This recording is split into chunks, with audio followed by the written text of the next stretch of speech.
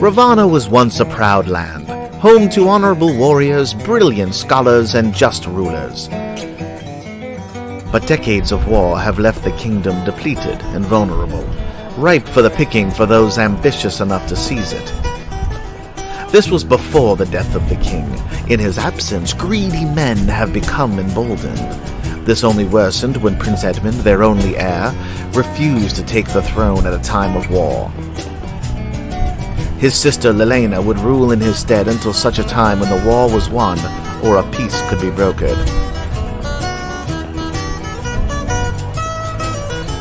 What comes next is a matter of great debate and countless rumors, but what we know for certain is within months Lelena was married. A man named Erlich, who was of minor nobility and far from a suitable match for the standing queen, was quickly crowned, and Edmund's throne was usurped.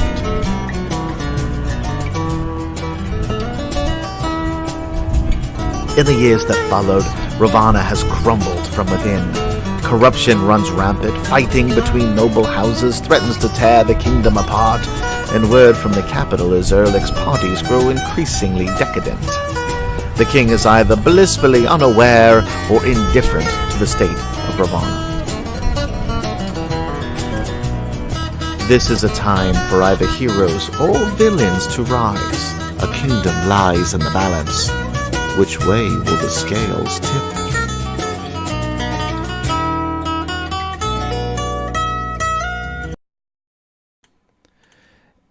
And we are live. Hey, everybody. Live from the internet, it's Dungeons and Dragons. Session 0 of Ravanna. Woo! All right, well, welcome. Thank you for tuning in.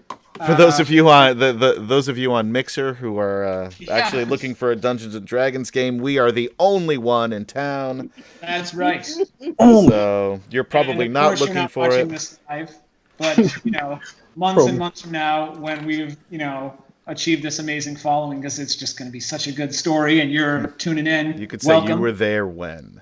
This is Now, for those of you watching it on YouTube after the fact, just pretend it's live. You don't know the difference. Yeah, it's all new to you. Live in my entire life. Like if I go to a game, I try to watch the screen, and it's on like a 3-second delay. So it's the same thing. By the way, that would just be a waste of money, Jairus. Yeah. Well, the only time I've been, my seats were. It was better to watch the screen. Fair enough. All right. In that case, then it's a good idea. All right. So we'll take a second and introduce everybody. My name is Jairus. I am going to be your DM. I'll try to do okay. That's the spirit. Yeah. We'll go next. Ryan, tell us what and who you're playing. My name is Ryan. I live in Texas, the great state of Texas, from Florida originally, though. I am playing a fighter character by the name of Soundless River, but he goes by River. He's a Tabaxi. I don't know how much you want me to get into it, but no, that's good. That's him. That's it. Next, we'll go to Phil. Hey guys, I'm Phil. I play a gnome wizard. His name is Kelwin Zognix. He's a funny little dude. You'll find out more as we go. Just take his word for it for now. His mom thinks he's hilarious. So. That's right. Next, we'll go to Amanda. Hello, everybody. My name is Amanda. I live in and am also from California, Northern California. I am playing a halfling druid. Her name is D'Nalsi, and she is going to be Circle of the Moon, so be prepared for me to turn into all kinds of crazy shit. And she's also a walking disaster, so there you go. Just gonna be not unlike the real me. Speaking of walking disasters, Pat, you're up next. Tajeet, not you. What walking disaster? Wow, things are taking an ugly turn right off the bat. Mild honored average Joe. My name is Tajeet. My real name is Patrick. I'm from the Bahamas, so I'm not in America. Yes, I am a very average Joe person. I'm very concerned with shoes and the like, fingernails, and fire, lots of it. So he's a pretty crazy guy, but hopefully people like him. Hopefully. Hopefully. All right. Next, our illustrious producer, Adam, without whom none of this would be possible. Well, it would, but no one could watch it. Yeah, you guys can still play. That would be fine. Hey, everybody. I'm Adam. I'm playing Alistair Grant, the Bard, of which you'll learn more about as we go. And for those of you who've watched Return to the Bandit Kingdoms, you probably know enough about me by now. More than my wife does, because I try to keep secrets from her. But you guys, I tell everything. I'm an open book. Does she know about Sesame Street? Adam was on Sesame Street. I was on Sesame Street when I was a kid. What? Yeah. Really? Yeah. Like, for serious? Yeah, no joke. I was one of those little kids walking around. I'm still waiting for the Tickle Me Adam doll. Where the first time you press it, it just goes, ha, okay. Second time, it just says, all right, that's enough. We need to take a lesson in good touch, bad touch. So far, nobody from Sesame Street, or now I guess HBO, since it's part of that, has returned my phone calls when I've given them this just gold of merchandise. Hello? Where's my damn doll? I think a lot of money could be made by all. That's true. They could cancel one of their telethons just with a Tickle Me Adam. Exactly. Fun. I swear to God, Tickle Me Adam. Elmo, if you don't send me my doll, I know where you live. I know where Sesame Street is. I've been there. I lived on the streets of Sesame. Lived on. I grew up on the street, Sesame Street. All right. So, everyone, welcome. Thank you. In the first official session, I will go into a little bit more history, some stuff about Ravanna. But for now, we're just going to jump in and unite these crazy cast members here and get them going in some general direction. So right now, all of you are in the Kipling Forest, which is kind of like the northeastern section of Navarra, which is the southernmost, nation state of the Kingdom of Ravanna. You're all there for different reasons, and you're all looking to go to Dorloman, which is a port city, one of the bigger cities in Ravanna, and it's about, say, 5 weeks journey away. And you've all found yourself in the town of Tunstead. Tunstead, it's about 1,200 people, which by normal circumstances is an average to slightly below average sized town. But being this far out at the edge of kind of into the wilderness, that it's a big town. Like, it's as big a group of people as you're going to see in this general area. So the reason you've come to where you are is when you're making any long journey, more than a couple of weeks, especially one through the forest like this, you don't make it alone. You try to hitch up with a caravan. You want at least 10, 12 people making the journey with you, just for safety in numbers. So that is where you are. You're in Tunstead. You're trying to find when the next train of people leaving west is going to be. So we'll say, Alistair, you've been there for a day or two at this point. Ryan, you've been there for a couple of weeks, just kind of dealing with some stuff and getting ready to face the world again. Phil, you just got there, Kelwin, you just got there, and Tajeet and D'Nalsi, you guys are coming in that's where we open the campaign, is your early morning, coming into the bustling farmer town of Tunstead. So, as you come along, let me pull up. I'm gonna do a little map work. Let me get my hunch ready. Get my hunch over. Important part of the in character. I knew you were a method actor. Ooh, it's it's good video. when it feels painful. As all art should. All right, so you guys see the little tiny little town map I have here? Are you on the right page? Does. Now we do, yes. Nice. Nice. Yeah, so this is about as much as you can expect from me when it comes to village maps. Cities maybe a little bit better, but yeah, we're gonna have some buildings, and that's gonna be about it. See, I never gave you guys tokens. We'll get to that for session 1. For session 0, yeah, unless you did it yourself, which kudos to you. I tried to, but I wasn't able. Do we just drag and drop ourselves where we need to be, or are you putting us on the map? Well, then so you have no token. So right now, you can if you just pull yourself over. If you have a picture, you can anyway. Oh, look at that. If you just drag and drop, you're good to go. Where's the tavern?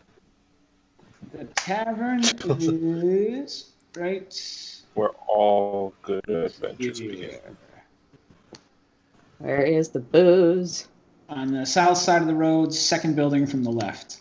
Long one right there. Okay, Bam. Got it. All right, over here. If it's early morning, I'm in there sleeping. I like it. It's the place to be. Would you like us to put our tokens there? All of our tokens? Let's see. Yeah, River, I imagine that's where you would be. If D'Nalsi and Tajeet want to place yours on towards the right of the screen on the road, you guys are just coming in. And Kelwin, you would have been there for a couple of hours, so where would you have gone? What do you like? Come into this relatively small town, but it's the most civilization you've seen in a while. Where are you headed? You're saying I would know that there wouldn't be a way for me to viably travel on my own, right? So I would be seeking companions. Yes. Then the inn would probably be where I would be, but Kelwin would actually be outside the tavern, wringing his hands nervously, a big like sheath of parchment under his arm, and just being like, "Oh me, I have to find people here, but I don't know where to go.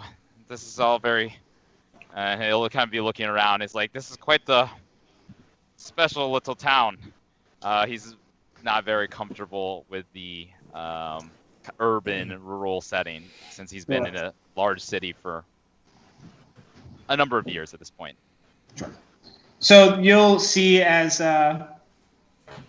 people are going by, you're drawing a couple looks just because you look you're dressed like someone from the city, like you don't have adventurer clothes on or workman's clothes or so you kind of look a little bit out of place because of that. Plus you just look so nervous and you're hanging out outside a bar or a tavern rather, and you can tell you want to ask something, but they're like no one's offering it up. And then finally this older gentleman he stops and he's like, "But what'll it be, Sonny? What can I do for you? You look like you got something to say." Yes. Thank you for stopping. I just need to find some people to travel with. I need some guards, perhaps. I don't know where best to go, but they said that this area was this building. Maybe he points at this building, kind of eagerly. Oh yeah. Go in and see Tilly. She'll get you a nice drink, and she knows everybody. She'll know what's going on. It's going to be tough though, because there was just a big caravan just left last week for the big festival out towards what's the name of it? Twig Baron, right? They do the big festival this time each year, and all the vendors and the merchants, they're all heading out that way to peddle their wares. So I think everybody left then. Oh well, that's no good. I'm sure I'll find someone. Hopefully, well, but thank you, sir. And he'll just like kind of hurriedly like bow a couple times and then just like run into the door of the tavern. All right. So we'll get back to the tavern in a minute. Right now we've got the halfling and Tajeet. Now Tajeet, for those of you who don't know, is what is Tajeet? You don't know. So when you see him, for the purposes of the DMG and the PHB rather, and his race, he is a fire genasi. In this world, that's not a thing. That doesn't exist. So he looks just like a genasi, but when you see him, you have no fucking clue what this guy is. So they're coming into town, and as you guys come in, you'll see just the general workings of a small town like this. People are kind of hustling around. It's all hardworking people. They're busy. You can see they'll look at you, and their initial reaction is to like wave and be welcoming, and they kind of catch themselves like halfway through, and they're like, "What the fuck?" And they just like kind of go back to their business and act like they were like swatting at a fly. So they're not being rude per se, but you're drawing some attention. As you go along a little bit, you will notice a couple of youths, fucking youths. And damn kids. Yeah. Damn. And they don't notice you at first, but they're behaving like rapscallions, might you say. So what it is they're running around with a combination of like rotten apples and rocks and just whipping them at each other. And you see one of the kids climbs up on top of someone's like house on their roof, and he's throwing them down at his friends, and they're just whipping him like rocks at this person's house with no concern. And they end up breaking a window, and they could give two shits. And they're just going, and then you see one like a rock comes whizzing in your general direction. Give me a dexterity save, both of you. All right. First rolls of the campaign. Here we go. Blessings of God and enemy. Ooh. Nice. Oh shit. So D'Nalsi, like, even though she's like 3 feet tall and it was clearly over her head, gives like a quick duck just to, like, that's your reaction. You stick with it, and you're safe. Tajeet, on the other hand, just without like really even thinking about it, just like puts his hands up and catches the rock. I'm looking up at you, and I'm like, nice, dude. Now throw it back at him. Okay. I'm gonna. That's it. Go with the wrist. And I throw it, and I put as little effort as possible in it, and I just throw it so it like makes a curve and hit the ground. I want to just like, oh, did I do good? I'll just sort of like pat you on like as high up on your back as my little halfling arms can reach. Like, okay, good job. We'll work on it, but you're getting better. It went forward this time. That's good. There's progress. Thank you, D'Nalsi. I can always trust you. And I just stare at the children, waiting for some approval. Yeah. So you have caught their attention, and I should specify. So when I say youth, it's like teenagers, like 13, 15, 17, just people at the absolute worst period of their entire lives. Boy, don't I know that feeling. You hit that drastic, like once you hit 19, you're good though. Like you're a fully functioning person. But fully functioning, yeah, that's good. Yeah, almost. So yeah, you've caught their attention now, and when you threw the rock, it came absolutely nowhere near them. But it's still, one of them is like, "Hey, you fucking throwing rocks at me? What the?" And then they start to look, like, realize what you are, like, and then look at you like, "What the fuck have we got here? You're a right proper freak, aren't you?" And they're kind of walking around, like, eyeing you up, and you're kind of used to being met with a little bit more fear than this, and they're just all aggression. What do I say to them, D'Nalsi? Okay, all right. So listen up.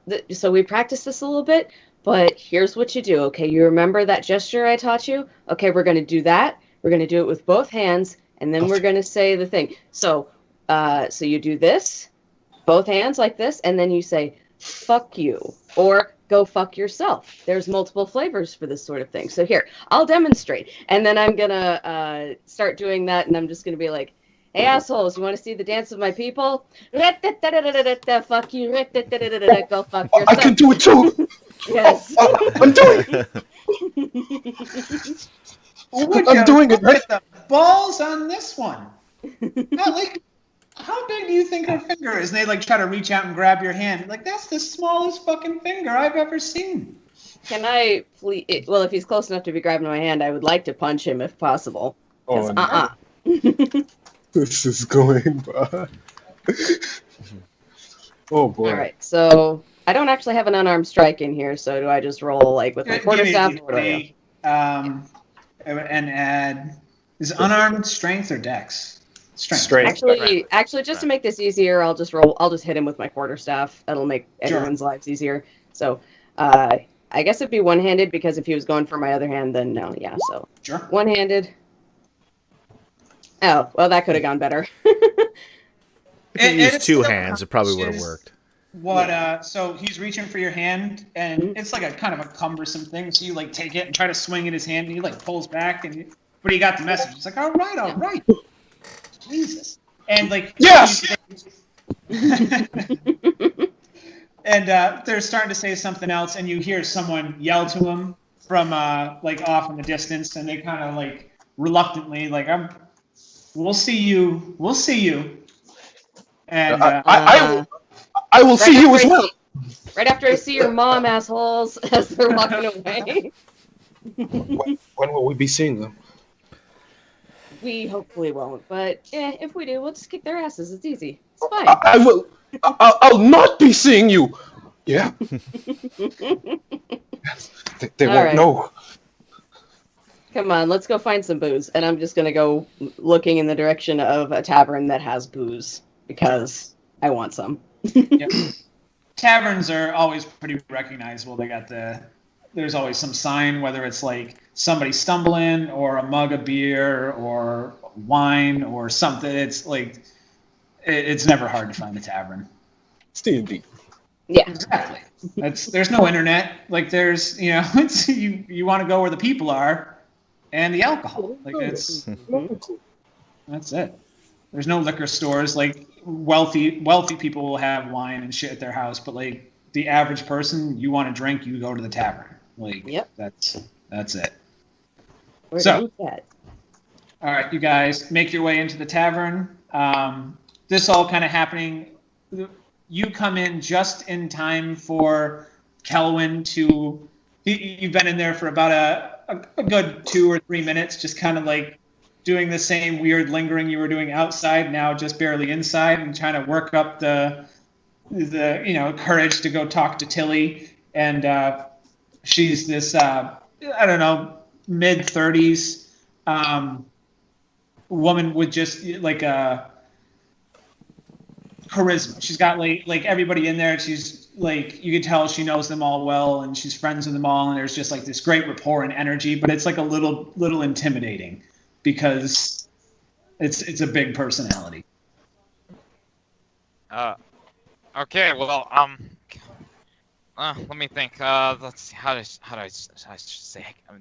Start with my name, right? Yes, start with my name, and then I will just ask her if she knows of anyone who can help escort me. But I have to be quiet. I can't tell her anything about what I'm looking out for. There could be ears everywhere. Okay, I got this. And Kelwin's gonna kind of straighten up, or do his best impression of trying to straighten up.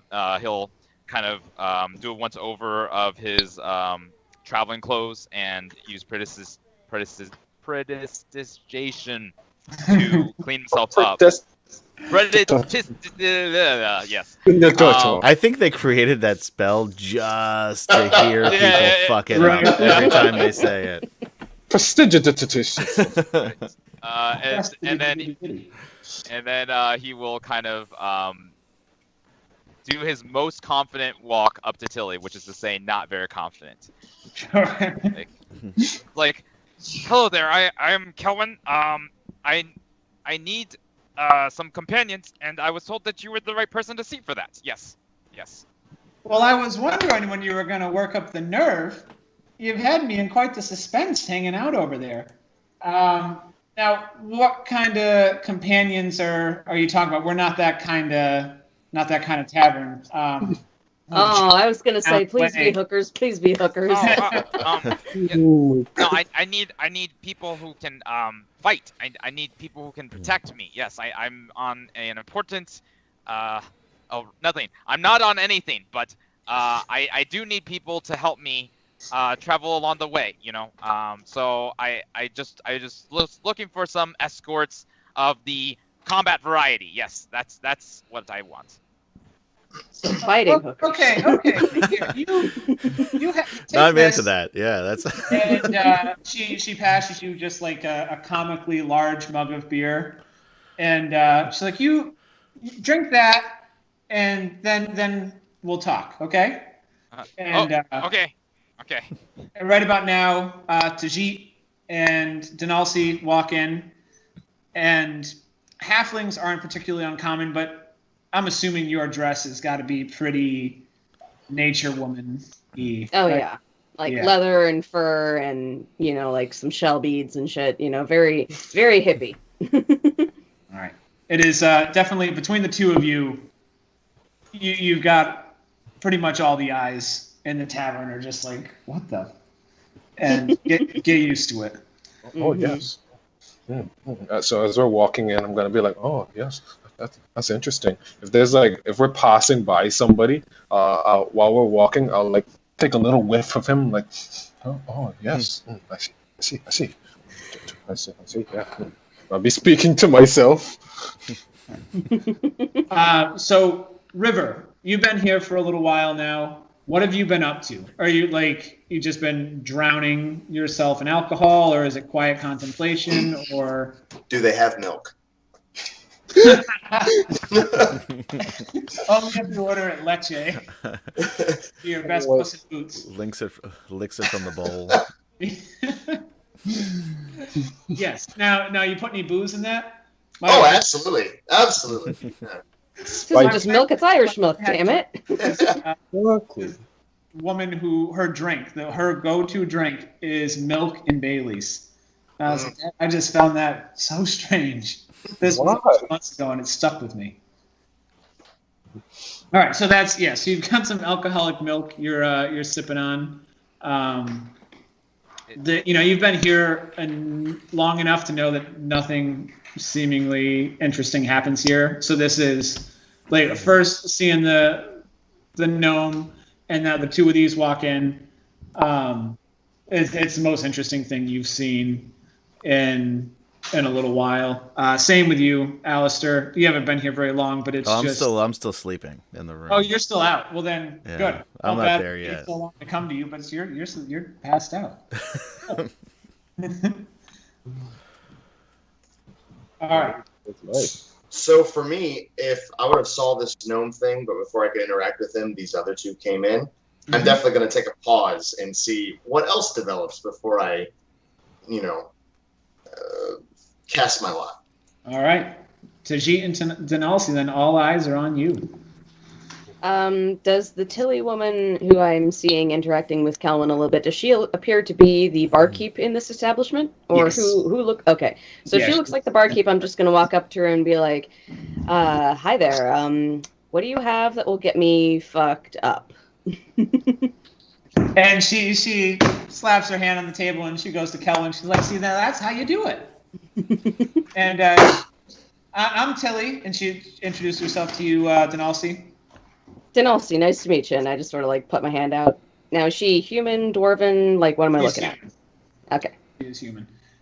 She goes, D'Nalsi, this is, and she points to you, Kelwin.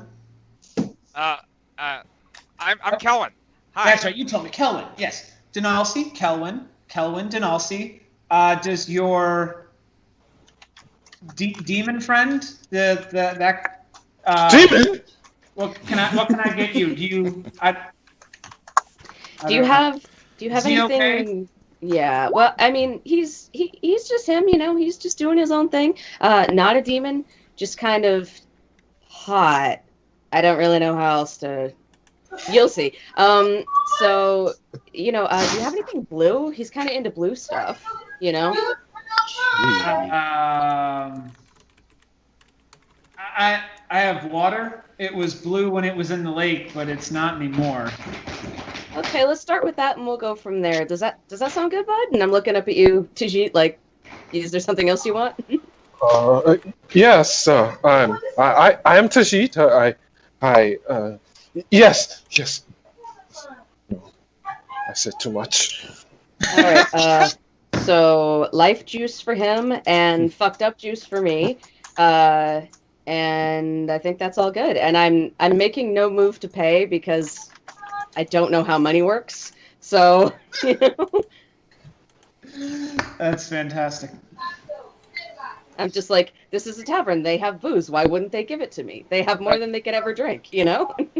She hasn't asked yet. She was assuming that you'll settle up at the end, but that'll be fun. All right. So you've been introduced to the gnome to your right. Tajeet, are you going to sit down at the bar? Of course. If D'Nalsi does it, I'll do it. I'll be like, all right.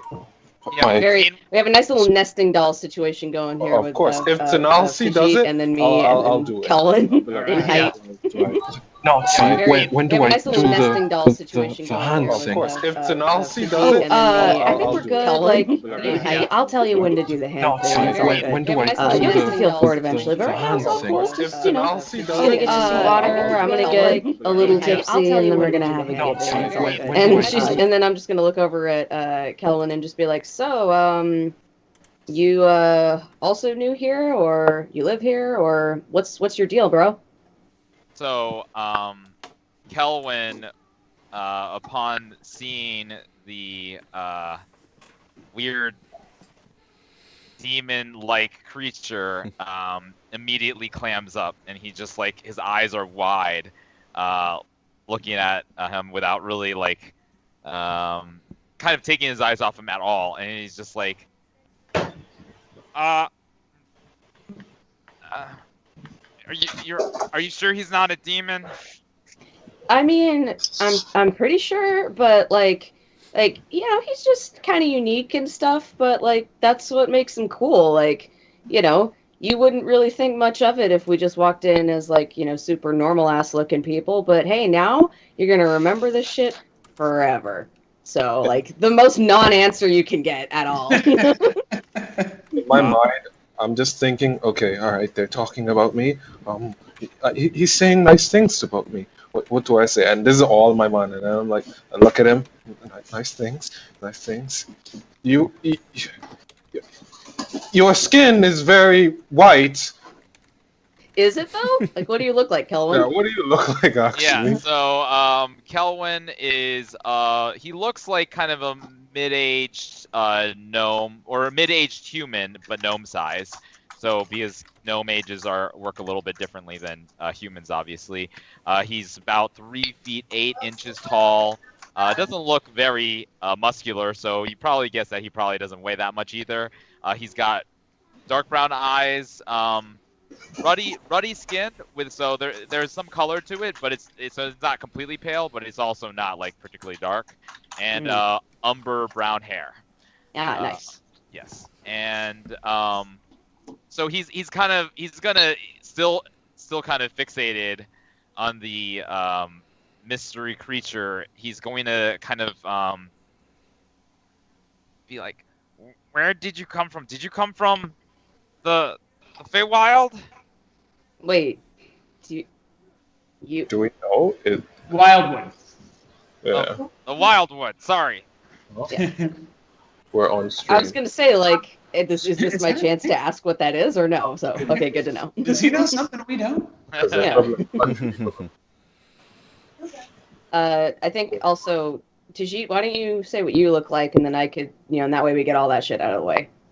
Yeah, it's actually, and when Alistair wakes up and we go back to Ryan, you can all give a good, like, physical description of yourselves. Yeah. Well, what do I say? I like the sky.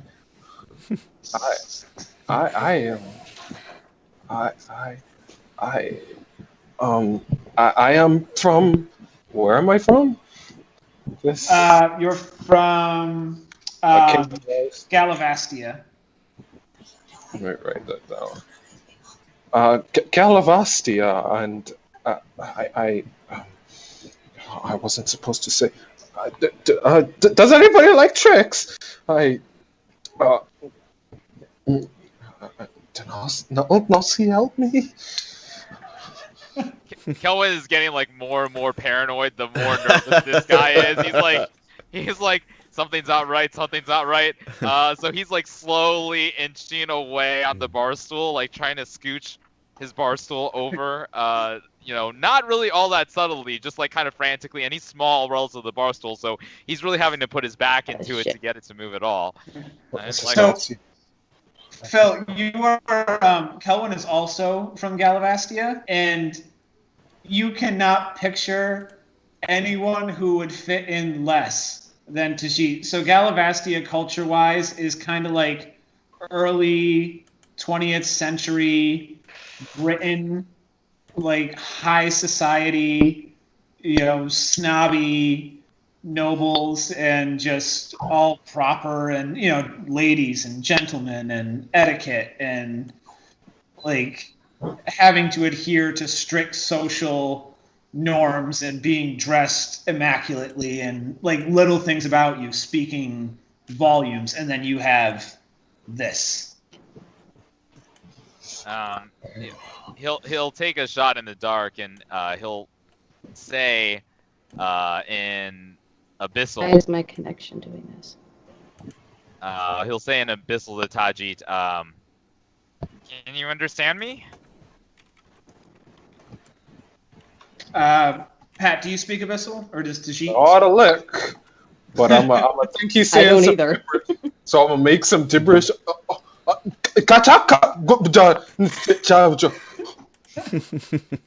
I am sipping whatever the hell Tilly brought me and just letting this shit unfold because this is funny as hell. Kelwin's not sure if this Tajeet is like trying to confuse him, but he's confused. He is sufficiently confused and very nervous. He's like, well, it was very nice to meet you. I best be on my way. I will see you. See you later. Wait, we play a game. D'Nalsi, you play a game. What can I play a game? Here! And I take my dagger and I'm gonna put it in. Let's play. Oh, okay, bye. And Kelwin's just gonna like jet to like the opposite end of the room, leave basically, and he's going to use minor illusion to just generate a stone, just like a large rock where he was standing, like an illusion, and he's just, because that's like the sort of illusion he's used in the Force, and he's just piecing the fuck out. He's like, maybe that'll distract him for like 5 seconds. Right. I am laughing my ass off. I'm probably not even a damn stool anymore because I'm just like, this is the best. So I've gone from immediate fear to like this pseudo rage, right? I'm gonna pick up the knife. Well, play with me, and I'll go over and I'll just get mesmerized by the thing, and I'll be like, I'll drop it, and I'll just lose all consciousness of the game thing, and I'll start examining it like, oh yeah, that's quite nice. I quite like that. So at this point, you hear a door from laughing. the door from upstairs slam. Tavern area, right? A woman, mostly dressed, covered up where she needs to be, comes running down the stairs. And then a few moments later, you see an unkept, human, sort of shoulder length, like, blonde, blonde hair, little bit of stubble because he hasn't shaved. Nice clothes, but his shirt is still, open. He's buttoning it as he's, walking down the stairs. He's got a lute strapped to his back. He's, scratching his head. looks around. The woman just runs out the door, and says, "Tilly, what's all the racket?" Oh, Alistair. Where's my fucking money? I told you, I'll get it to you. Two Don't worry, nights. I'll get you the money. And 12 drinks. That's... I'll work it all for you. I'll play when Yeah. the evening crowd comes in. I'll play the guitar. They'll love it. And she just like starts like cleaning a mug, and she's like, "I'm not getting any fucking money." No, he sits at the bar and he sits at the bar and he says, "So breakfast then." Yep. Hey Frank, get him a number 3. And a little bit of the hair of the dog, if you know what I mean. I love it. And she's like, oh, wait, no, sorry, number 5. And and then a minute later, she brings you out a beer. Something swirling in it. Toaster. He doesn't notice. He'll drink it. Yeah, it'll be just fine. Hair on your chest. All right, so. Amanda, come look at this, Amanda. Look at it. You mean D'Nalsi? I mean, D'Nalsi, sorry. Yeah, I'm It's just... okay. But yeah, I picked myself up off the floor, and I'm just like gonna come over and look at the rock. I saw him cast Minor Illusion. I know that's not a real rock, right? And I will in no way make contact with it, by the way. Depending on how closely you were watching him, like if you were paying attention to him, you would have seen it. If you were just kind of like, it's a judgment call. In that case, I mean, because I would touch it at some point because I'm just looking at it like, that's a fucking rock. Let's see if it's nice and soft. Oh, and then my hand's just gonna like go right through it, and it's like, this is a very special rock, Tajeet. This rock is called bullshitite. It means that it's full of shit. Really? I've never heard. It means that it's the lamest, most poser ass rock in all of geology. So yeah, see, it's really cool. You can just do this, and I'm just gonna run full force through the rock. So he did leave it on the bar stool. So yeah. Oh well, oops. I will just you just go like you're gonna run through the rock. And now, for my purposes, the rock has encompassed the bar stool. So you put your hand through it, and it went above the bar stool, and you go running into it, and you just topple the bar stool, and I'm falling on the floor. The rock! I was mistaken. This one was a bullshitite geode that had a fucking stool in it. And I'm just gonna like hold my shin and just like get up and be like, fucking son of a, and I'm gonna go sit back down and start Not your again. shin. You're 3 feet tall. Your forehead. You're right. Just My entire face. fucking face. Oh, I am 3'4". Sorry.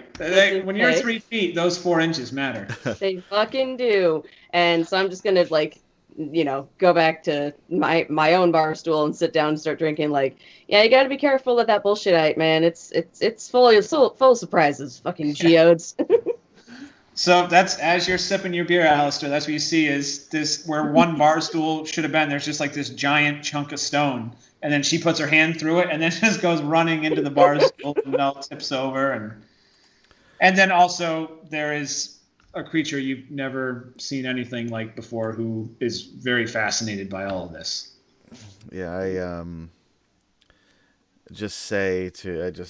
I don't even make direct eye contact with any of them.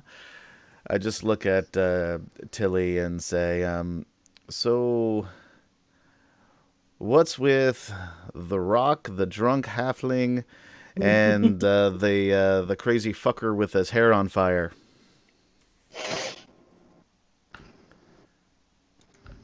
What's with you? What, like, you're one to talk, Alistair.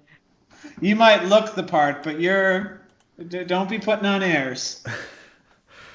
Say, fair enough. How's the breakfast coming? So you're not doing the liquid breakfast. You want some food too? Oh, of course. Yeah, some eggs, some potatoes would be great. Thanks. Okay. She's like, you can tell she gives you shit, but she's got a soft spot for you because like she bust your balls about the money you owe her, but she's still serving you food, which is not common. I know she'll give So it to me. she a minute later she comes out with the food. So as I'm eating it, I turn to, did we lose Patrick altogether? I think so, yeah. Unfortunately. My connection was being fucky earlier, too, so... Hopefully pops back up. Yeah, so I do not talk to Tajeet. You tried, but he still thinks that's a rock, and he won't be dissuaded. So D'Nalsi sitting at a bar stool? I'm drinking whatever the hell it was that Tilly brought me, and if you have your food out there, then I am going to be looking at that, and I'm going to look at Tilly. I'm just going to be like, can I get in on this? That smells good. Yep. One more, Frank. Hold the extra. Yeah. I'll just like raise my glass like preach, and then take another swig. So I'll turn to D'Nalsi and say, Alistair Grant, minstrel, biographer, all-around entertainer. This has been the most entertaining that this bar has been since I've been here. So what brings you and your crazy friend to this place? Up until now, the only interesting thing was the Catman behind us, and I point to the to River sitting at the table. I'm just gonna look over at him and be like, "Oh yeah," and I'm just gonna like wave, because for some reason, he looks like a cat, and I like animals, so that's enough reason to be waving. You guys are like blots of color in what is just like a dull brown and gray world at this point. It's just everything is very drab and kind of without energy. And then there's Tilly and there's you guys, and everybody else there's just. Bleh. So I'm gonna look at Alistair, and to answer his question, I'm just gonna be like, D'Nalsi, halfling person, and I mean, I've met a halfling before. I haven't grown up in the woods, you see. I'm from a big city. What I haven't seen there is your crazy fucking friend. Yeah, he does that. He does a lot of things. I guess you could just say, he's just on fire. I don't even know. He's just on fire all the time. Legitimately, because I'm just going to run with it since that didn't work. Legitimately and figuratively, he's just on fire. And we're here for the booze. They don't have that in the woods. Got a lot of good shit in the woods, but they don't got booze. So that's what brought us here. So are you part of some traveling circus? I mean, what's with the rock? That's not mine or his. That just sort of happened. So your guess is as good as mine. And yeah, but are you like from here or? Oh, from here? No, God, no. I'm from a ways away. I've been traveling a bit. Falling on a bit of a hard time, looking for some coin, traveling around, ultimately going back to, where am I going? Dorloman. I did write that down. I should have looked at it. Oh, shit. Oh, us too, bro. Oh, did I say Dorloman? I meant, yeah, fuck. It's still early in the morning. That's all good. We're not gonna horn in on your steez. We're not gonna cramp your style, bro. We're just going because we heard they have a sick boardwalk, and Tajeet was super interested in that, so we were gonna go see what's up with that. Sounded like a good time to me. Have you been able to make any money with him? Because I really think that you could put a show together that would really bring people in.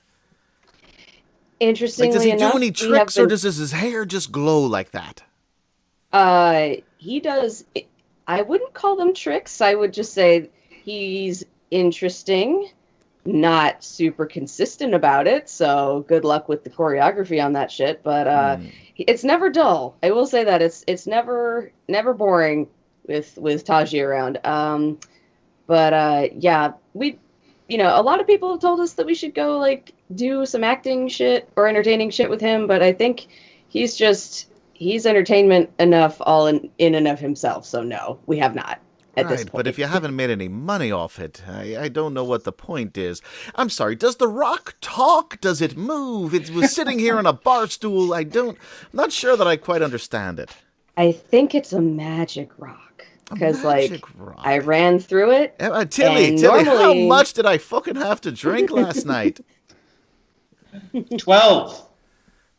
Oh, so it was a slow night then, eh? I don't know what the problem is this morning. It's a magic fucking rock. That's what it is. There's this other guy here, and I'm gonna look around for Kelwin to see if he's still in the room or anything.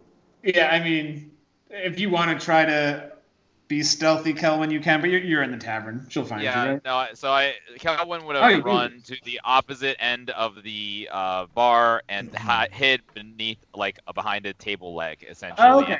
And right now he is scribbling furiously on his parchment. He's like, okay, suspect has red skin, flaming hair, does not appear to be able to speak abyssal. Requires further observation. Very odd, very odd. Claims to be from Galavastia, but that doesn't make any sense. I've never heard of anyone like that in Galavastia. I feel like maybe I should reach out to some of my academic contacts. Requires more observation. Threatened me with a dagger. Yes, this is... And he's just like continuing to kind of watch as they just observing. Most of his focus is on Tajeet, but he's also kind of paying attention to the others tangentially because they're like around him. Do we see and hear him? So he's writing this all down. He did. I didn't notice he had a stealth roll. So roll perception if you want to try. Passively, you definitely do not see him. Yeah, it would just be passively. Oh, So close. That was really close. So Painfully close. Painfully close. Like, you see a little bit of movement. Like, as he's writing, you notice, like, this just out of your peripheral, like, his elbow pokes out from behind the table leg for a minute. And it's just enough to you look over there. And then nothing happens. You're like, oh, no, it's just must have been a ghost. And you know about your business. Yeah, so I guess I look around and I don't see him, so I'm just like, there was a guy here. I don't know if he made the magic rock or where the fuck he came from, but and I just shoved my hand through the rock again, and I'm just like, it's a fucking magic rock, though. And once she does that, the rock kind of fades. Like, it's still there, but you can see through it now. It's translucent. Nice trick. I'm assuming I know that he's not here, but I'm guessing Tajeet probably has some kind of reaction to the rock being transparent now. Yeah. It would have been like the first time he like saw you put your hand through it, but yeah, it's. I'm sure he's still like that's just one more thing to be interested about. Yep. But so Tilly is looking for like she's kind of got like taking care of the stuff she's doing, and she's looking around for Kelwin now, and she's kind of walking around and like actively like, did he skip out and didn't pay his bill?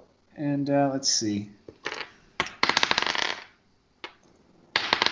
Ooh, real ass dice. I like it. Yeah, so that's like I really prefer rolling dice to doing Roll20. As great as Roll20 is, and as a player, you have to roll publicly. Roll20, if you'd like to be a sponsor, we'd love to have you. Totally.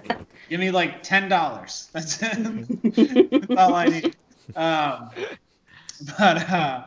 But yeah, so as the DM, I get to roll in private and actually roll my dice, and you can hear them, and you can be terrified. Yeah. But she can't find him either, and she's like, "Was it Kelvin? Are you here? You're gonna want to see Quiddlesmith if you're trying to go west."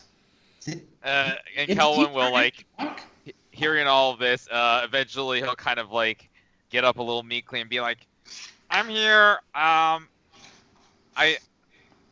just that individual over there. I don't know his name, but you know he threatened me with dagger, so I was just trying to make sure that I don't know how things go in this town of yours, but we don't hurt each other really, it's and Galavastia, we're not. At least not me. I don't fight people, so you know.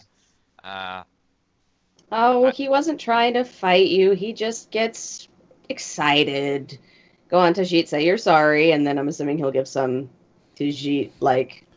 I'm trying to keep him involved even though he's not here. If it makes you feel better, he seems catatonic at the moment, so I don't think you have to worry. He gives like this weird, may your mother live a long life. And Tilly kind of reaches down her hand. She's like, come on out of there. And she's like, I've seen bad before. He's not bad. He's just red. It's okay. So you're sure he's not a demon or a devil or any of those other things that you read about in the books? I mean, I tend bar. I don't think so. Those are bad things, Tilly. Demons and devils are really bad things. Kel's gonna get a little like he's like, that's not a good enough answer, Tilly. I say if I'll just look over at Kelwin and I'll just be like, coming out. No. Yeah, exactly. He's like, sorry, it's go a ahead. little early in the morning for all this shouting there, little fella. And I just sort of rub my head and sort of massage my temples a bit. Are you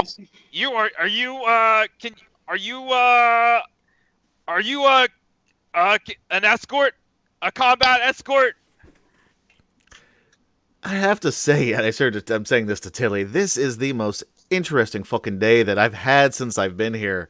It almost makes it worth coming to this town. It's like a little show.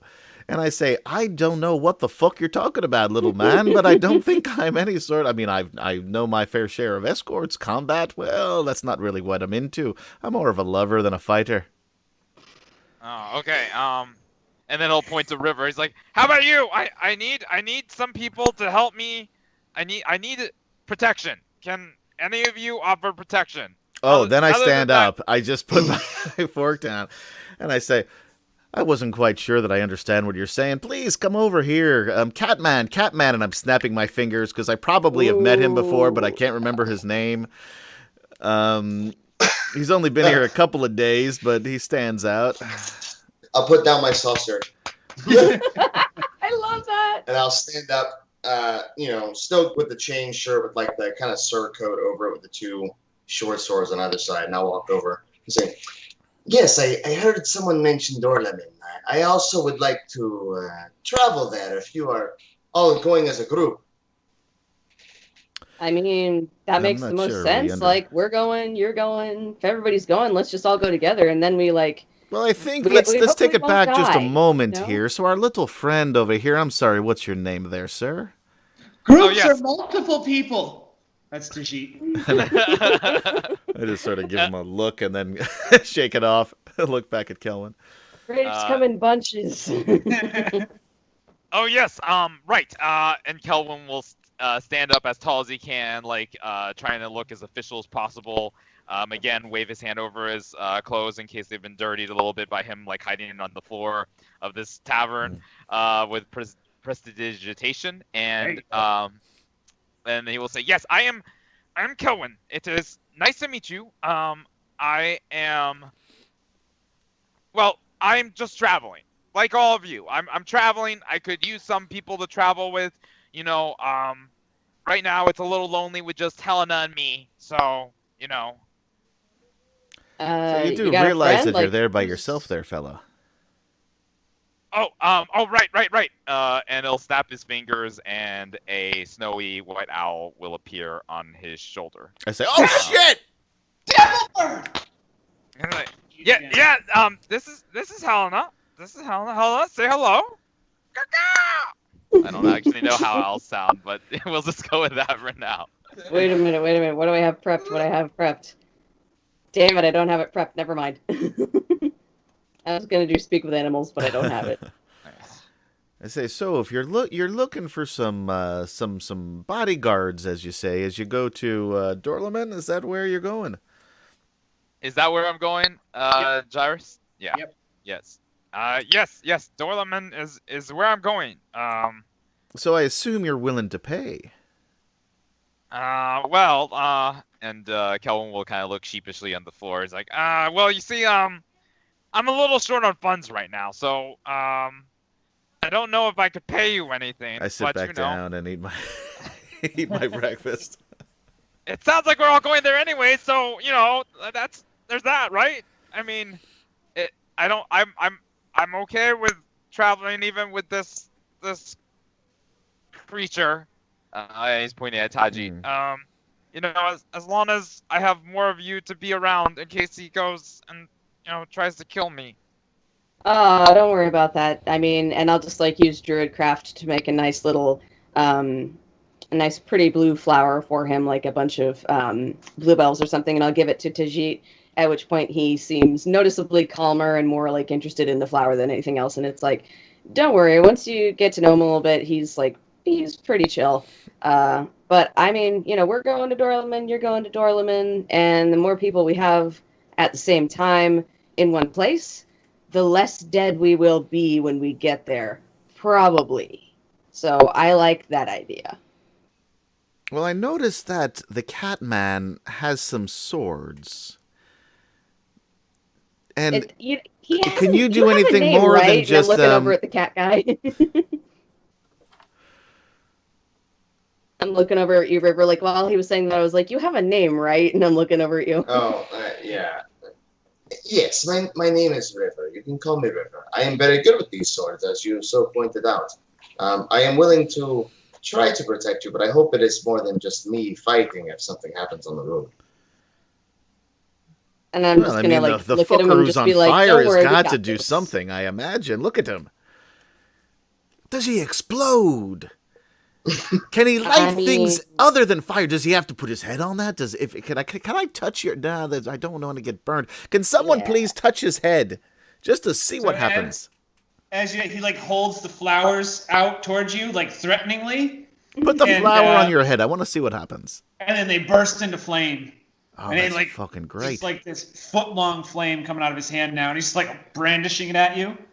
And then the flame disappears, and the flowers are perfectly fine, and he goes back to just fiddling with them and inspecting them. Yeah, so that happens sometimes. So explosions are mostly yes. Not always when you want them, but, life needs a little bit of explosions from time to time, so, keeps you on your toes. Can't argue with that. And you make flowers then. So we got explosions and flowers. Well, it's a little more than just that, and I sort of I use my quarterstaff to stand up, and then I will use what makes the most sense right now. I guess I'll just there's no and I'll just sort of thump my quarterstaff, and I'll be like, I can hold my own. It's not just flowers up in here. It's I can do. Actually, you know what? Fuck it. And I'm gonna take the water that was in Tajeet's glass of water, and I'm gonna use ice knife, and I'm going to use it to just sort of now there's this splinter of ice, and then I'm gonna just send it flying at the opposite wall where there's nobody, so no one gets hit, but they can see what it can do. Sure. So without even looking back at the glass, it's behind you. You just know where it is, and you reach your hand over your shoulder and just pull the water out of the glass and throw it at the wall. And as you do, the water freezes midair and just sticks deep into the wood. And it's vibrating like when you stick a knife in a wall. It's you would expect it to shatter, but instead it's just this really solid, It's oh, it was pretty badass. I just I'll just sort of look up at him, and I'm just slow clap. No, that's pretty good. Tilly has seen enough. She's okay, so it'll be 3 copper for you, dear, to Kelwin. The harder stuff was that'll be a silver piece. You owe me a gold. So just put it on my tab. You find me before you leave town. If you guys are looking to go west, a caravan just left last week because they're all heading to the festival. But check with Quigglesmith. He's headed that way, and he didn't leave with everyone else. I imagine anyone else who's looking to go will probably leave when he does. Check with Check with Spittlebit? Who? Quigglesmith? Quigglesmith. You've never heard Quigglesmith? It's a very common name in these parts. I'm just looking at her like, fascinating, and also no. I have not. So, location-wise, I know that someone had mentioned the festival at Tugbaran. Is that in Dorloman or something like that? No, it's a town roughly a week outside of Dorloman. Okay. Festivals and that sort of stuff typically will take place in towns near big cities because there's a lot of open ground that way, and you're close enough to civilization to attract people. Sure. Okay. Good to know. Is it on the way then to Dorloman for our purposes? For the most part. Like if you take a caravan going to the festival, it'll at least bring you into civilization, where then transitioning to another caravan is going to be much easier than finding people out here in the sticks. Okay. And so she gives you the direction to Quigglesmith. He has a shop just down the road. Okay. Thank you for the information. He will pay the Tilly the 3 copper he owes. Even though he has not drank his mug of alcohol at all. It's like, okay, well, I guess I will go. If you don't mind though, maybe a couple spaces away from you, Tajeet. I guess that's your name. Yep, this is Tajeet. He's all right. Don't worry about it. But yeah, it's all good. We'll go find this fiddlestick guy, and it'll be all good. Yeah. And then in order to pay, I am grabbing. I don't have a silver, but I take out like some really nice looking agates from my bag, and I'm just like, here you go to remember me by, and I give them to Tilly. And Tilly's just like. And she just like looks at the group of you and decides that it's more trouble than it's worth, and she's thank you. And then Tajeet leans into Kelwin and he says quietly, he's like, space is infinite and you cannot have more than one. So Helena is just gonna like reflexively shriek and caw at Tajeet as he comes too close. Kelwin jumps away like a globe of flame popping up in his hand for a second before it like flickers away. It's like, yes, that's very interesting. Yes, that's super interesting. Very good. Nice to meet you. I'm going to go find that Quibblesmith guy now. Well, now, and I noticed but I don't say anything about it. I noticed the little spark of flame there. Now he's interested me as well. Say now there, don't head out there by yourself. We'll all come with you. You do need a rugged band of guards. Combat escorts, as you say. It's dangerous to go alone, bro. Take us. Yes, that is a good point.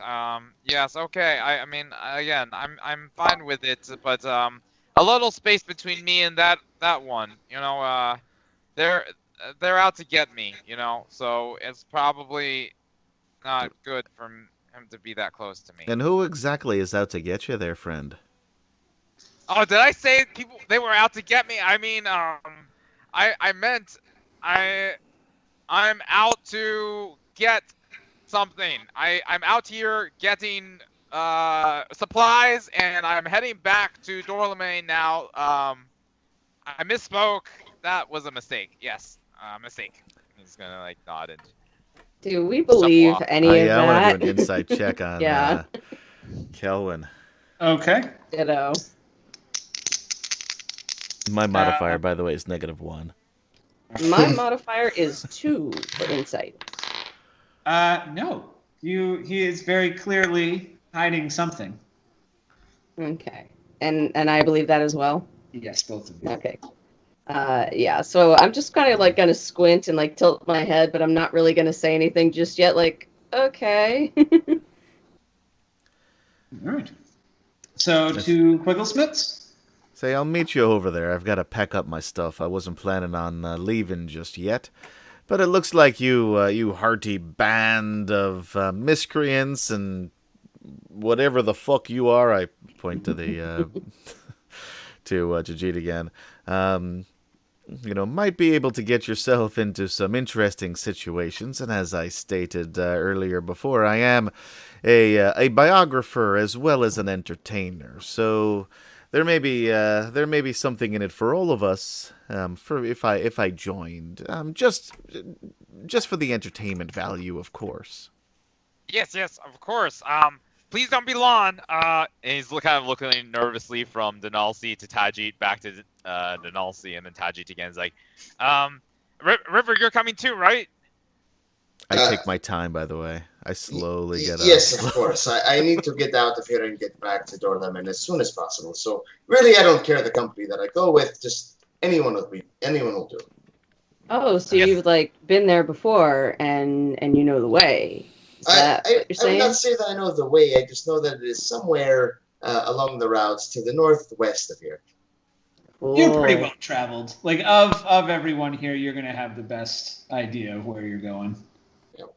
You could say I know the way, but ultimately, it's the roads pretty much speak for themselves with the signage and such. Yeah, that's a good point. And I'm just gonna look over at him, and I don't know if I've ever seen a Tabaxi before. Have I heard of them? So in this world, you might not have encountered Tabaxi specifically, but there are a number of animalistic humanoid. It was an anthropomorphized animal races, and you definitely would have encountered a number of them. So it's like okay, so this isn't that weird. No. Like Okay. if you're familiar with gnolls and then minotaurs or something, you see a Tabaxi for the first time. It's like, oh, okay, there's cat people too. Yeah, all right. All right. What kind of cat person are you? Like, what do you look like, River? Definitely on the taller side, more slender, cheetah-ish in nature, but hands are definitely more humanoid. Definitely have opposable thumbs, able to grab swords and such. That would be great if you didn't.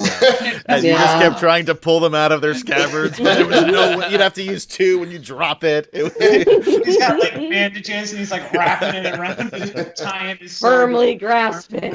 He has like you do a dex check every time you want to unsheath your sword. Time out, guys. I'll be there in 4 rounds. You get mage hand just so you can hold shit. Like, oh god. You gotta hope that one of your claws gets stuck. Mm-hmm. Oh, dude. Well, Master River, was it? Why don't you lead the way? I will follow you, and you'll see that Kelwin will just basically step right next to River and basically like essentially cling to his leg. Not physically, but basically trying to just stick with him as much as possible, nervously looking back at Tajeet. Yeah, I'll look down and I was like, well, I believe there was another man, that Alistair man, the man who plays the guitar. He was in here a little while ago. I believe he wanted to travel with us. He's gonna catch up with you. Yeah, it's like 10 minutes later. I still haven't come back down. Okay. So you go down the road a little bit. Quigglesmiths is the green roofed building right here. And you can see on the sign out front, it's Quigglesmiths Quintessential Quapothecary. I love it. The alliteration. That's it. Beautiful. All right. You head in? I'm going to look at the sign and be like, I've never been to a quapothecary before. All All right. So I'm just you going to guys scroll in and start looking at all the shiny shit.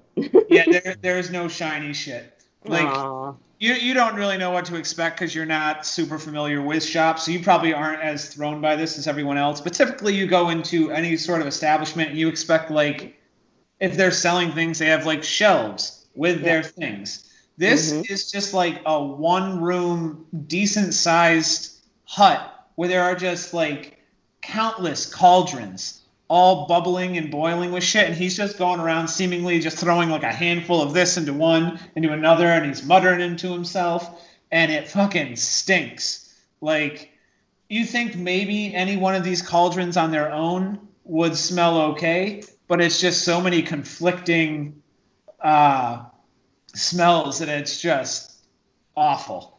Just awful. And he doesn't even notice you when you come in. He's like talking to himself and just like he doesn't seem stressed. He's just like at home in the chaos, and it's nuts in there.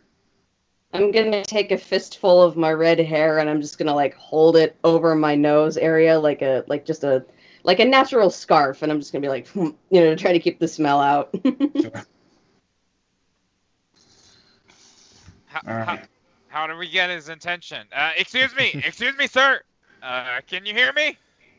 And he turns, but he's a gnome too, by the way. So as he's like throwing stuff into the cauldron, he's like hooking it over his head, just can't even see the top of him. And he's just tossing shit inside. And he turns, he's like, "Oh, what? Hello, am I open? Am I open? Hello, hello, I'm Smith. These are like apothecaries. They're quintessential. Indeed. It's a pleasure to meet you, Smith. I am Kelwin, and this here is River, and D'Nalsi. Holy shit! Look at that one. Yeah, and that. Which one are you talking about? The one whose head is Gonna on have fire? to be more specific. The cat. Oh yes, Wow. yes, Master Beautiful. River. Yeah. Well, also there's a one. His head is on fire. Oh wow, yeah. Does he need some water? I can get some water. Nah, he's just like that. It's cool. But thanks. That was super considerate of you. So what can I do for you folks? Everything's brewing right now. I don't have any stock.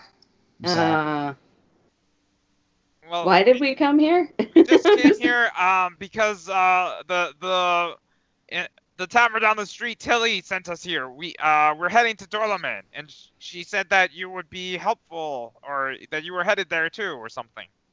Oh, yes, the festival. I was supposed to leave a week ago, but I've got all these concoctions brewing, and see, the thing is, they all need rabuba root.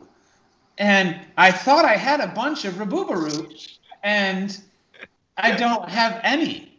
I totally forgot. No! I know. I know what rabuba root is because nature. Yeah, it's Okay. It's not a particularly special herb. It grows, but it's relatively difficult to find, at least in this area. And it's used for a number of potions and salves and ointments and just different herbal shit. And it's kind of like, I wouldn't equate it to, I don't know, it'd be like, I'm trying to think of like a really popular spice. So like, you don't have like basil. Yeah. Mm-hmm. So it's like, it's a pretty big thing for him to have just forgotten that he needed. And now he's got, like, you can kind of gather that this is probably not normal. You realize that, like, so many cauldrons all brewing at once, like, he fucked something up. I'm gonna look up at him and just be like, "Oh, yeah, I feel you, bro. I mean, it doesn't really grow around here as much from what I've seen passing through this area, but like, I mean, I could probably find some if you need that, and then we can skedoodle once you're ready,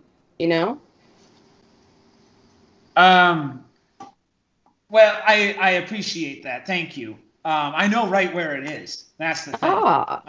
And I have somebody, and he's going out there and he's getting it for me, but it's far. It's very far. And he just left a few days ago, and he's not going to be back for 2 weeks. And I'm going to miss the festival. And the thing about it is Janari, right over there, has a whole bunch of it, and he won't sell it to me because he's just being a real jerk about the whole thing.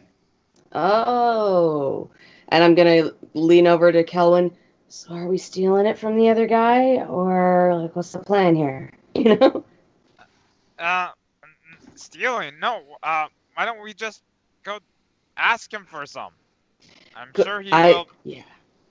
That's a good plan B. I like your style. I like your thought process. Plan B, plan A, plan A.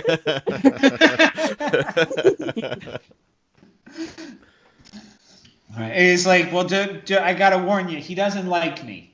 I don't know why. Everybody likes me, but he's a real jerk, I tell you. Is he a gnomist?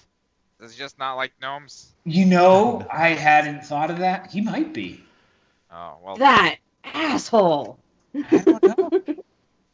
The whole thing's just very stressful. How much of this rabuba root do you need? About 2 sacks would do it. Okay, and so if we get the rabuba root, would you be able to recompensate us so that we can pay him? Well, yeah. Do you think you can?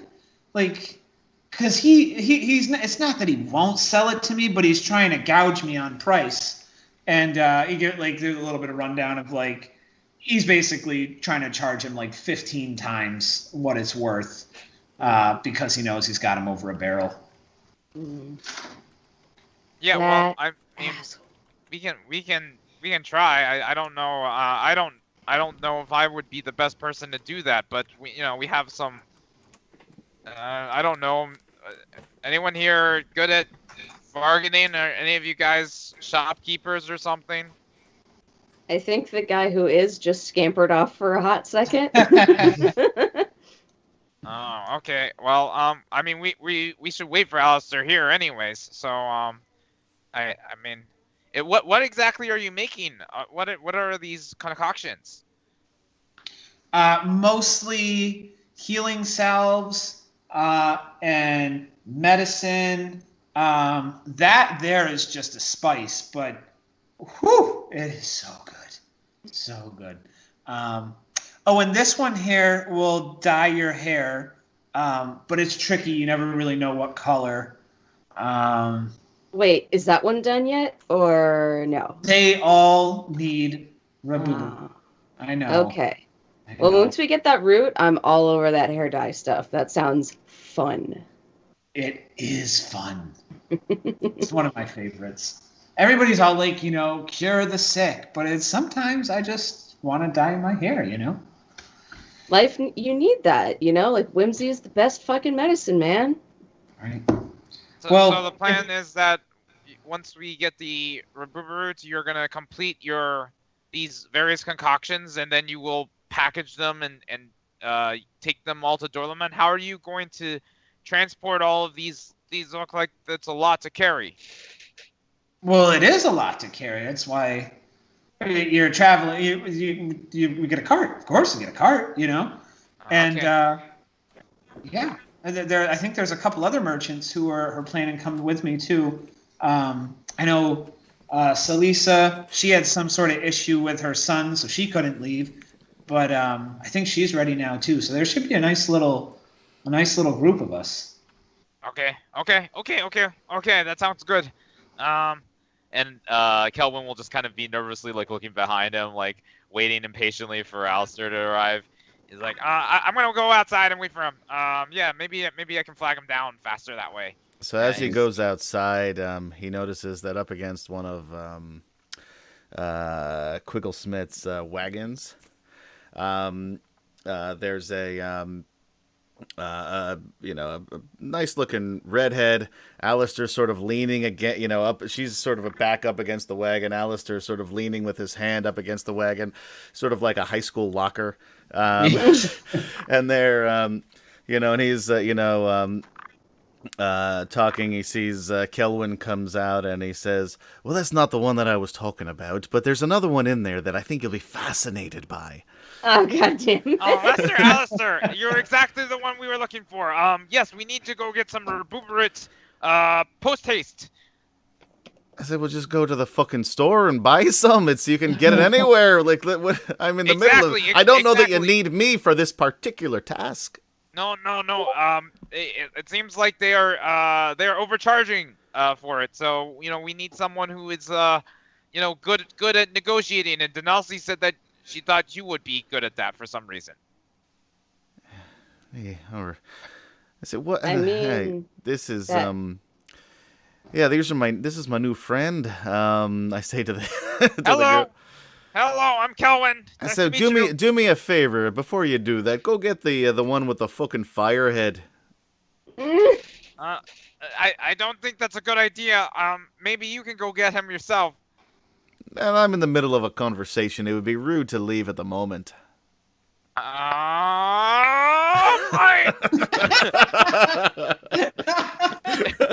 And Kelvin's gonna just dash back inside and be like, Tajeet, outside! Bye-bye! And then Kelvin's gonna go back outside again.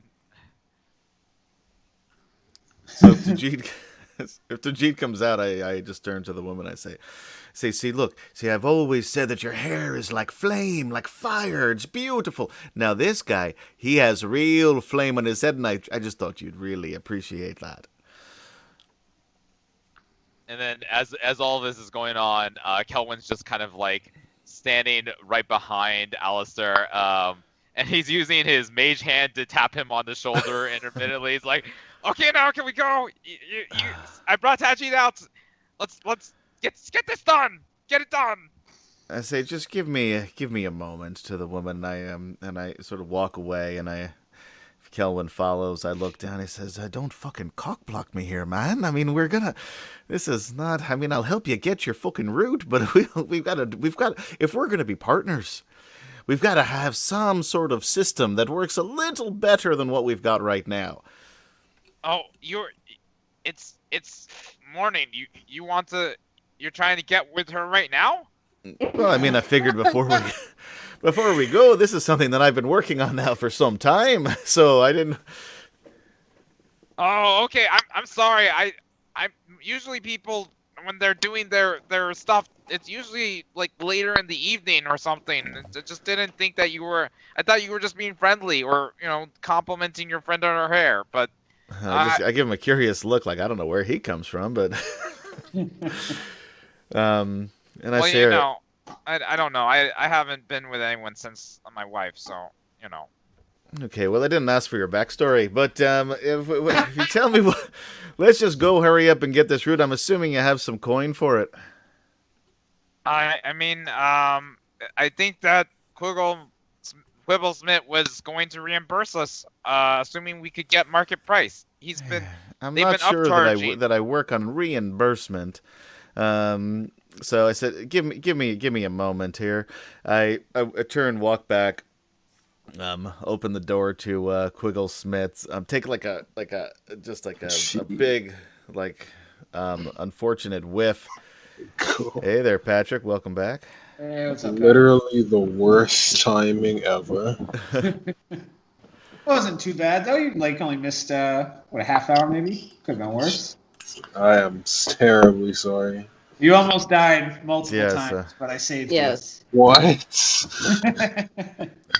You know what the nice part is? This Adam is streaming and recording this, so you can tune in and see how long you can see what you missed on YouTube tomorrow. Now we just lost Amanda. And yeah, hang on. She comes. I'm back. I don't know why I did that. Sorry. That's okay. It happens. Did a fight ensue? There's nothing to other session 0. That was. Oh yeah, no. This is much smoother. We had 3 session 0s. Every one was worse than the other when it came to technical difficulties. There we go. Okay. All right. I wasn't here at this campaign 3 months ago, but I was like, I'm going to give Adam some time to work out. I appreciate it. I needed it. All right. So anyway, I walk into Quigglesmith's. He almost gets knocked over by the stink and says, "Jesus, Quigglesmith, what are you cooking in here?" Quigglesmith. And he's just kind of with was he with the other people? And he just like has no recollection of you, but then just chalks it up to like he must not have noticed. And he's like, what? Just brewing some stuff. Said, I'm going to get you some fucking Roto-Root or whatever the fuck it is. I said, but I'm going to need some cash up front. Oh, well, sure. And he kind of eyes you for a second. He's like, you seem trustworthy. And he goes, all right, well, this is number one. 30 gold. That's the going rate for 2 sacks of Rabubaru. 2 sacks of Rabubaru. No wonder it smells like fucking here. And then I walk out. Walk over to who's the guy that's selling this? All right, so you guys have officially begun the skill challenge of obtaining Rabubaroot. Yay! Or, Just in time. Smith there. Just in time for the Rabubaroot challenge. That's it. So there's a number of ways you can handle this, but it seems like you're just going to try to talk to him, right? Yeah. Yes, I'm not going to try to steal anything. I'm gonna blast him with lightning. That's one way to handle a skill challenge. All right, so he is just across the street in this building right here.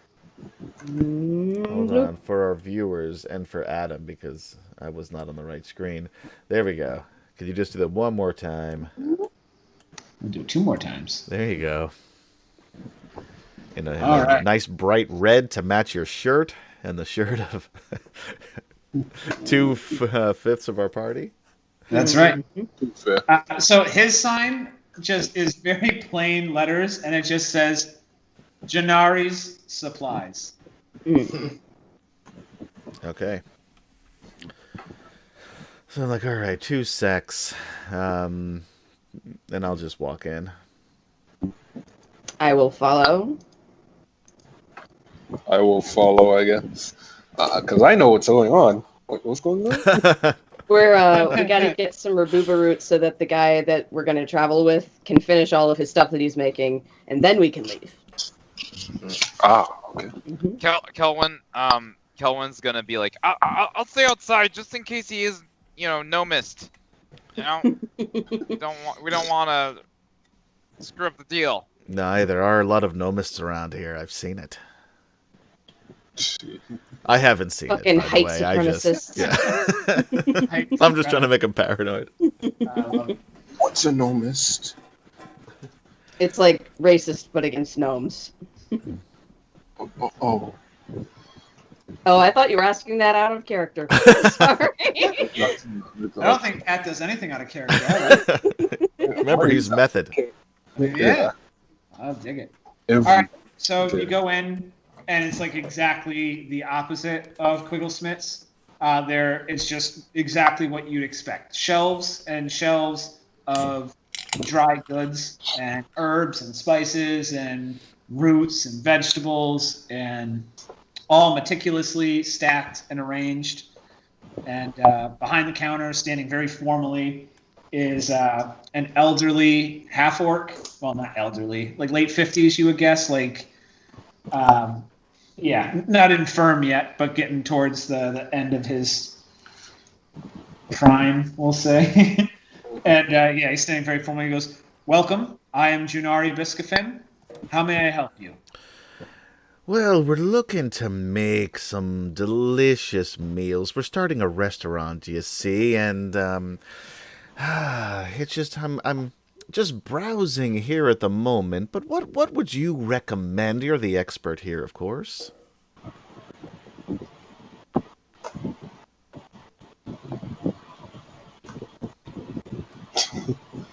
She's just awestruck. Oh, was that the end of the question? Or Yeah, I'm asking. what kind of food? Where are you starting your restaurant? What the? So I'm thinking about something exotic. Something. I don't know. How about The some dried leaves of the tassel tree. Well, sure. It's right there. No, maybe not. Maybe I'm thinking of something else. I don't know. I'm gonna need a couple of sacks. I'll probably, maybe I'll just go with something plain. Maybe some rabuba. Remover root. Of course. So you're starting a restaurant. We're thinking And, about it, yes. We're going to it's- just it's- try it's- some recipes first. If all Sure, things go sure. well, then we'll look at finding a place we can rent. You know, an establishment. I have plenty of Remover root. How much do you need? Oh, I mean, it's not really what I was looking for, so it's not that important. I'd say maybe just 2 sacks of it. 2 sacks, of course. 2 sacks of Remover root for your restaurant.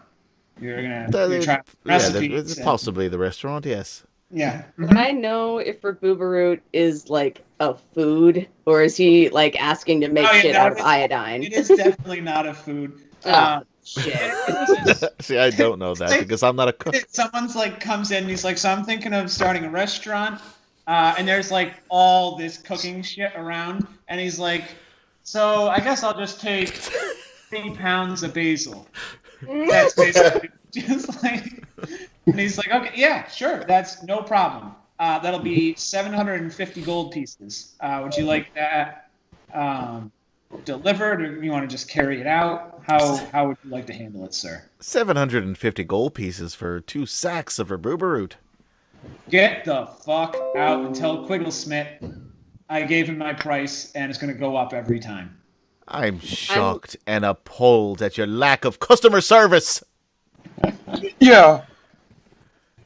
Here I I'm am gonna- looking to start a restaurant with me friends over here. I'm gonna look up at him and I'm just gonna, look at him. I'm just like, you have no idea the healing and medicinal properties of Rabubaroot as a food, as a base for your meal. I should know. This is sort of my wheelhouse. I'm gonna be one of the head chefs of this establishment, and I gotta tell you, it's the new miracle spice. It's the new superfood. You gotta get on it now. Don't talk it up so much, you'll just raise the price.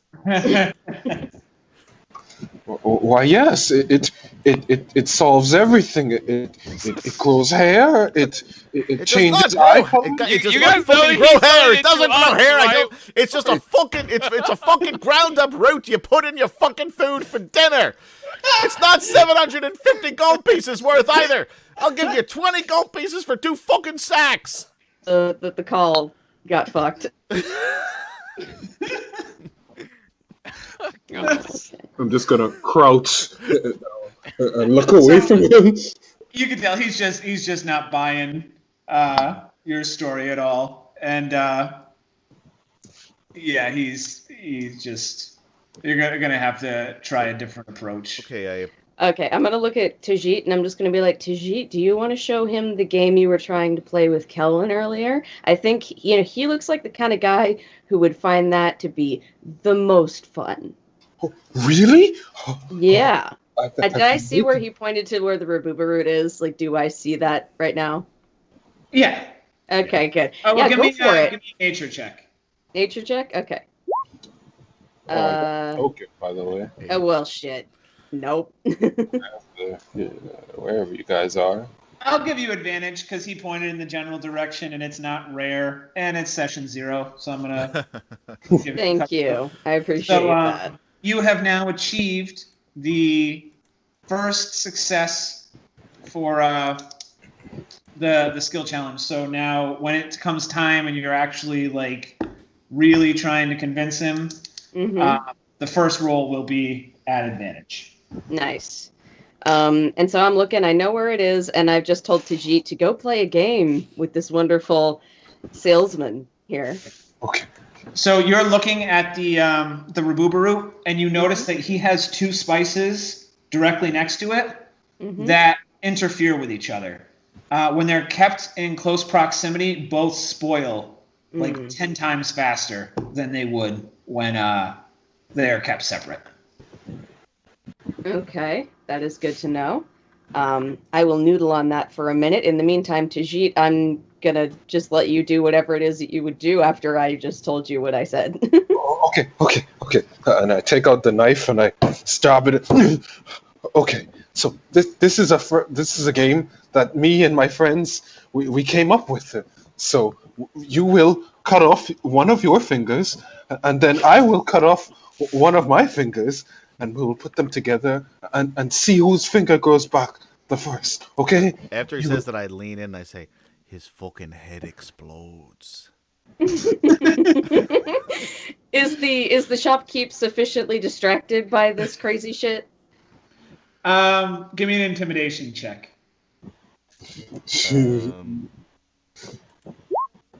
Oh no! Natural one. So he seems very enthused. He's like, it seems like he has Tajeet has his attention.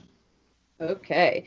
I am gonna go over there to where I saw the Rabuba root. Well, that's 2 sacks. I'm not gonna be able to. Does it look like I can fit one or both of those sacks into my backpack, or not so much? No, they're like as big as you are. Oh shit. Okay, that's not gonna work. All right, somebody else go. I'm thinking. So there's like a minute, and then he's like, he hears something outside. And he's like, oh, God damn it! And as he's walking out the door, he never even looks in your direction. He's like, don't even think about it, half pint. And keeps I'm moving. just gonna do this as he's walking away. Like, you can't see it, but it just makes me feel better. Right. I just sort of leap over the, just sort of hang over the side of like the counter and see if I can see the bags, the sacks that he has. Grab 2, throw one at D'Nalsi, and I'll take the other. And I say, just start fucking scooping real fast, and then. All right, so he goes outside, and you can hear him yelling at the kids you saw earlier. And is anybody watching him, or are you just seizing your opportunity? Kelwin is technically outside. Oh, that's right. I would have been outside with him as well. So Kelwin, Kelwin and River then, while you guys are outside, you've had your first glimpse of these troublesome youths, and there's this woman who looks like a young mother, and she's carrying a baby in one hand and groceries in the other, and she's got another little kid behind her in tow. And they just like see her coming and are sniggering to each other. And one of them just walks up, and he's walking past her and just like intentionally bumps into her, and her groceries just end up all over the floor or ground, and they're all just like cackling and laughing. And then like after he's done this, he like starts like just catcalling at her and just like really repulsive like come-ons, and just not a gentleman. Well, that's no good. Master River, should we go help her? Kelwin asks as he just basically starts walking over there hurriedly, and he's gonna cast Mage Hand to help pick up some of the groceries and put them into her bag as he uses his hands to kind of like speed up the process, double the hands essentially. He's like, excuse me, ma'am, allow me to help.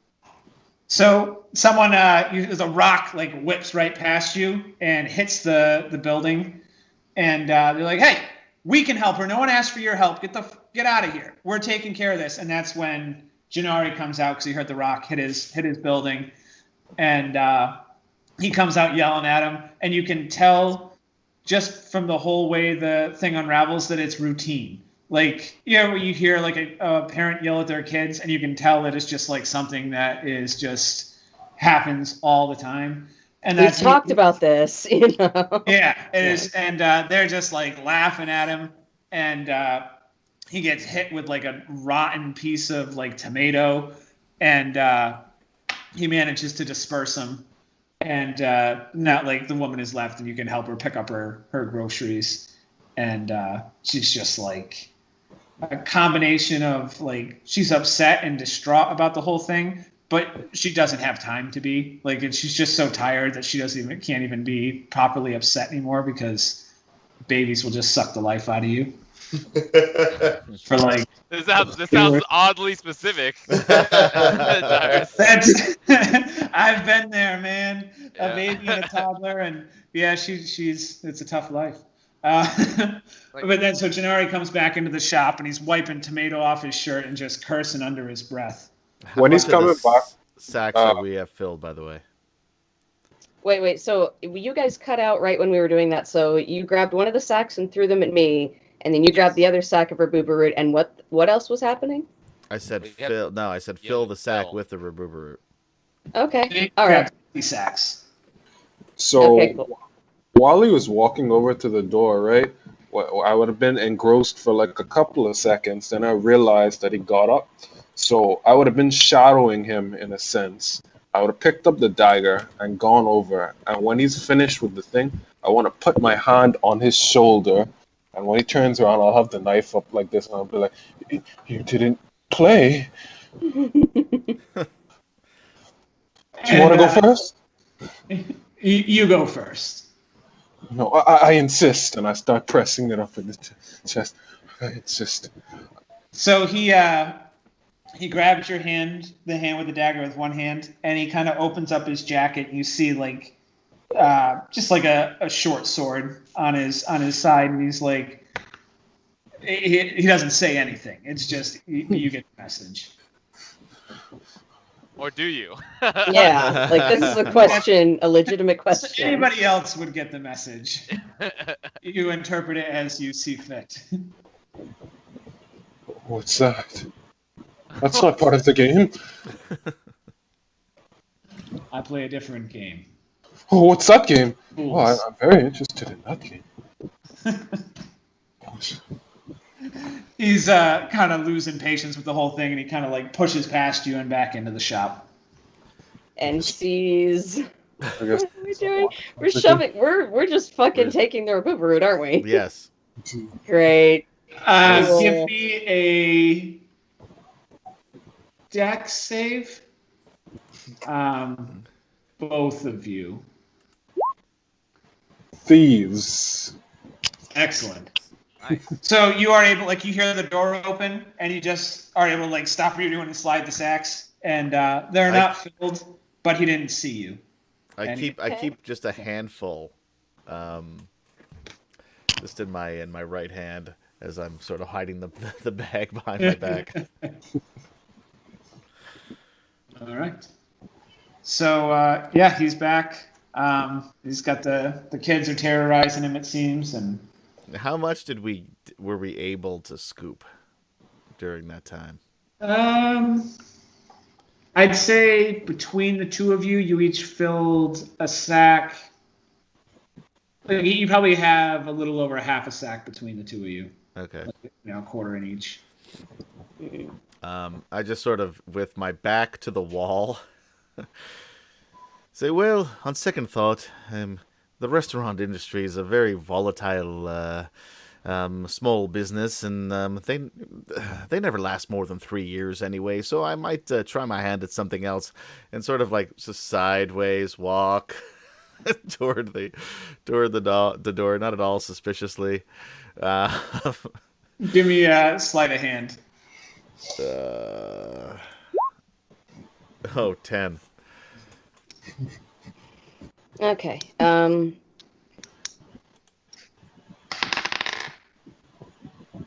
He for whatever reason, or he has his eye on D'Nalsi because he saw her eyeing it earlier. He is a height supremacist. And shifty little fuckers.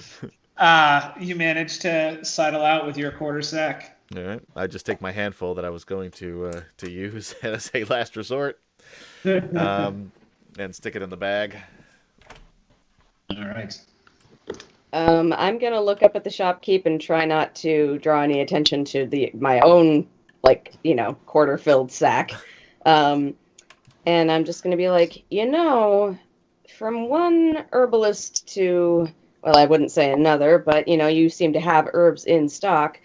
If you were willing to give us a more reasonable price on this Rabuba root, I might be able to save some of your products from rotting, since you have no idea what you're doing. he kind of like his initial reaction is like, you must be full of shit, but because it's just like his own ego, you know, like I know what I'm doing. But then he kind of looks at you, and you are very clearly like a wood person. I'm a hippie. And like, people who live like in the woods and not in civilization are notorious for knowing this sort of stuff. And he kind of like suspiciously eyes you for a minute, and he's like, okay. And he doesn't say anything, but he's like, take it under advisement, basically. And we're gonna skip through this because it's getting late, and I want to take a shot at the Combat? the bridge combat. Yeah, I mean, we could just fight this guy if we want. that's true. And then we'll take all the Rabuba route. Yes, and anything else we want. We'll have the and then king's never come back ransom to of this city Rabuba again. Right. Off the rails, session 0. Murder hobos, right out the gate. We're already an evil group. Right. Others and murder opals. So that was something I didn't explain properly, but that's why we do this. We'll get out of the way now. So obviously, skill challenges, you have your prep to be done first if you want to give yourself the possible advantages on the 2 out of 3 skill rolls earlier. And that doesn't mean that has to be the first time you talk to him. So that's what you guys went in, you talked to him. Instead of trying to pitch him right away, you could ask him questions and try to get like hooks or something to work with to try to work in your other skills. And then when you are actually trying to convince him, let me know. Be like, okay, we're going for it now. And that's when it begins the 2 out of 3, because it is more of like a structured way of doing skill checks instead of just I do this and I do that, because there is like a definite success failure thing. How do we know, like, out of character when an event is a skill challenge as opposed to just a normal interaction? I'll announce it. So I don't know if you caught it, but that's like when Adam went in and talked to Quigglesmith when he came out. I was like, and you guys have officially, you were up and gone, I remember now. I had said, like, you are officially begun the obtaining Rabubaru skill challenge. I see. Okay. So we were supposed to, like, try to use our skills. Yeah. Okay. Yeah.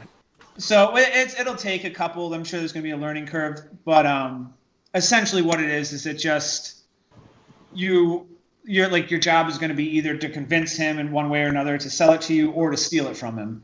And then you have a couple of checks you can make before that if you want to do any sort of prep before you officially go in and try. And when you officially are trying, especially in like a social things, you could be talking to him just to try to earn your way into his good graces and persuade him into helping. I don't know.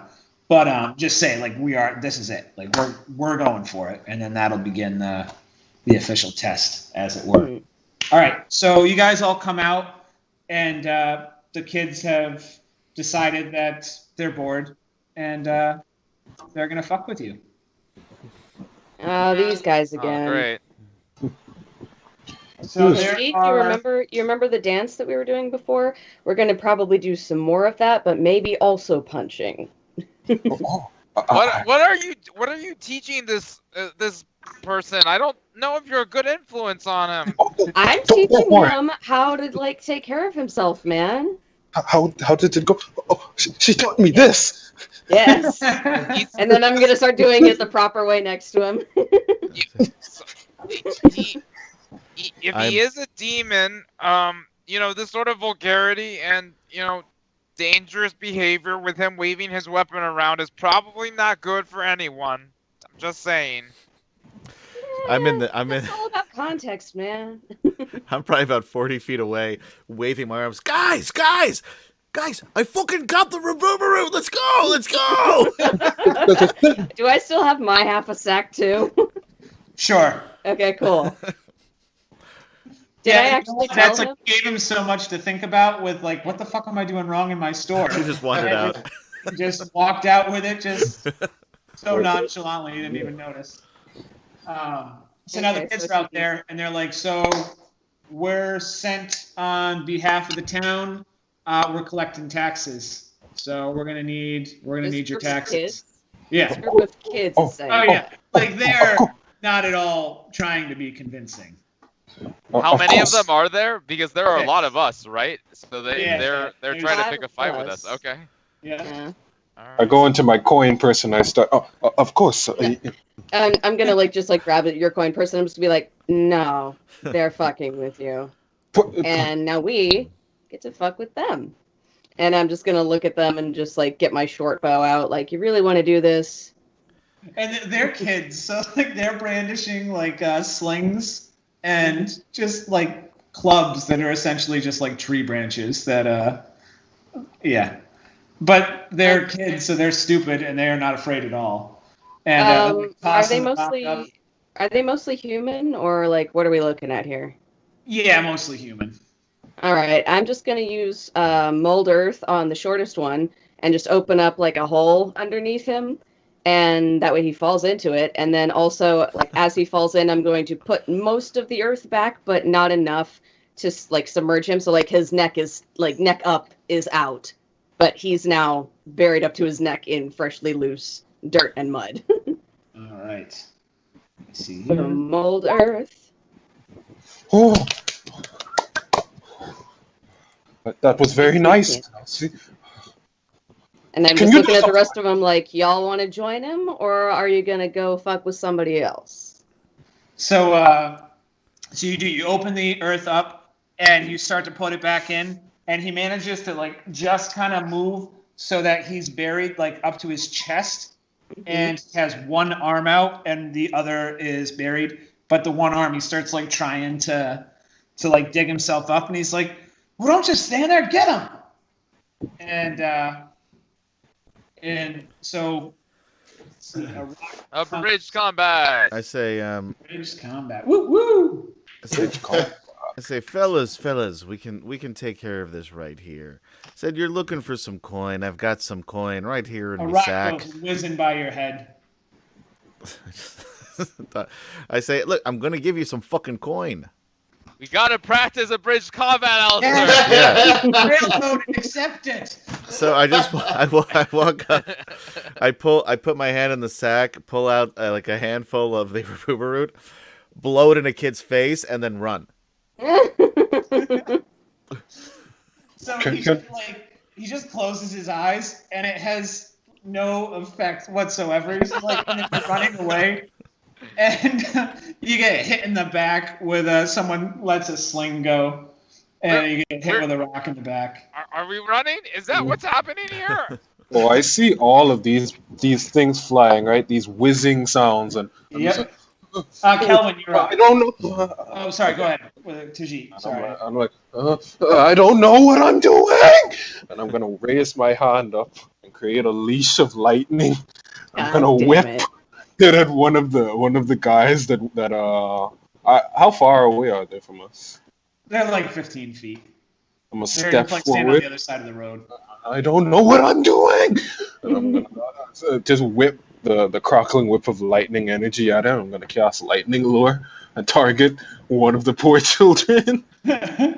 Is that an attack or a save? Do you roll the attack or they roll the save? They save, I believe. Let me Okay, see. so it just gets him right around the neck, and it just shit got super real, and the kids all just swarm you, and Yeah, get him. God.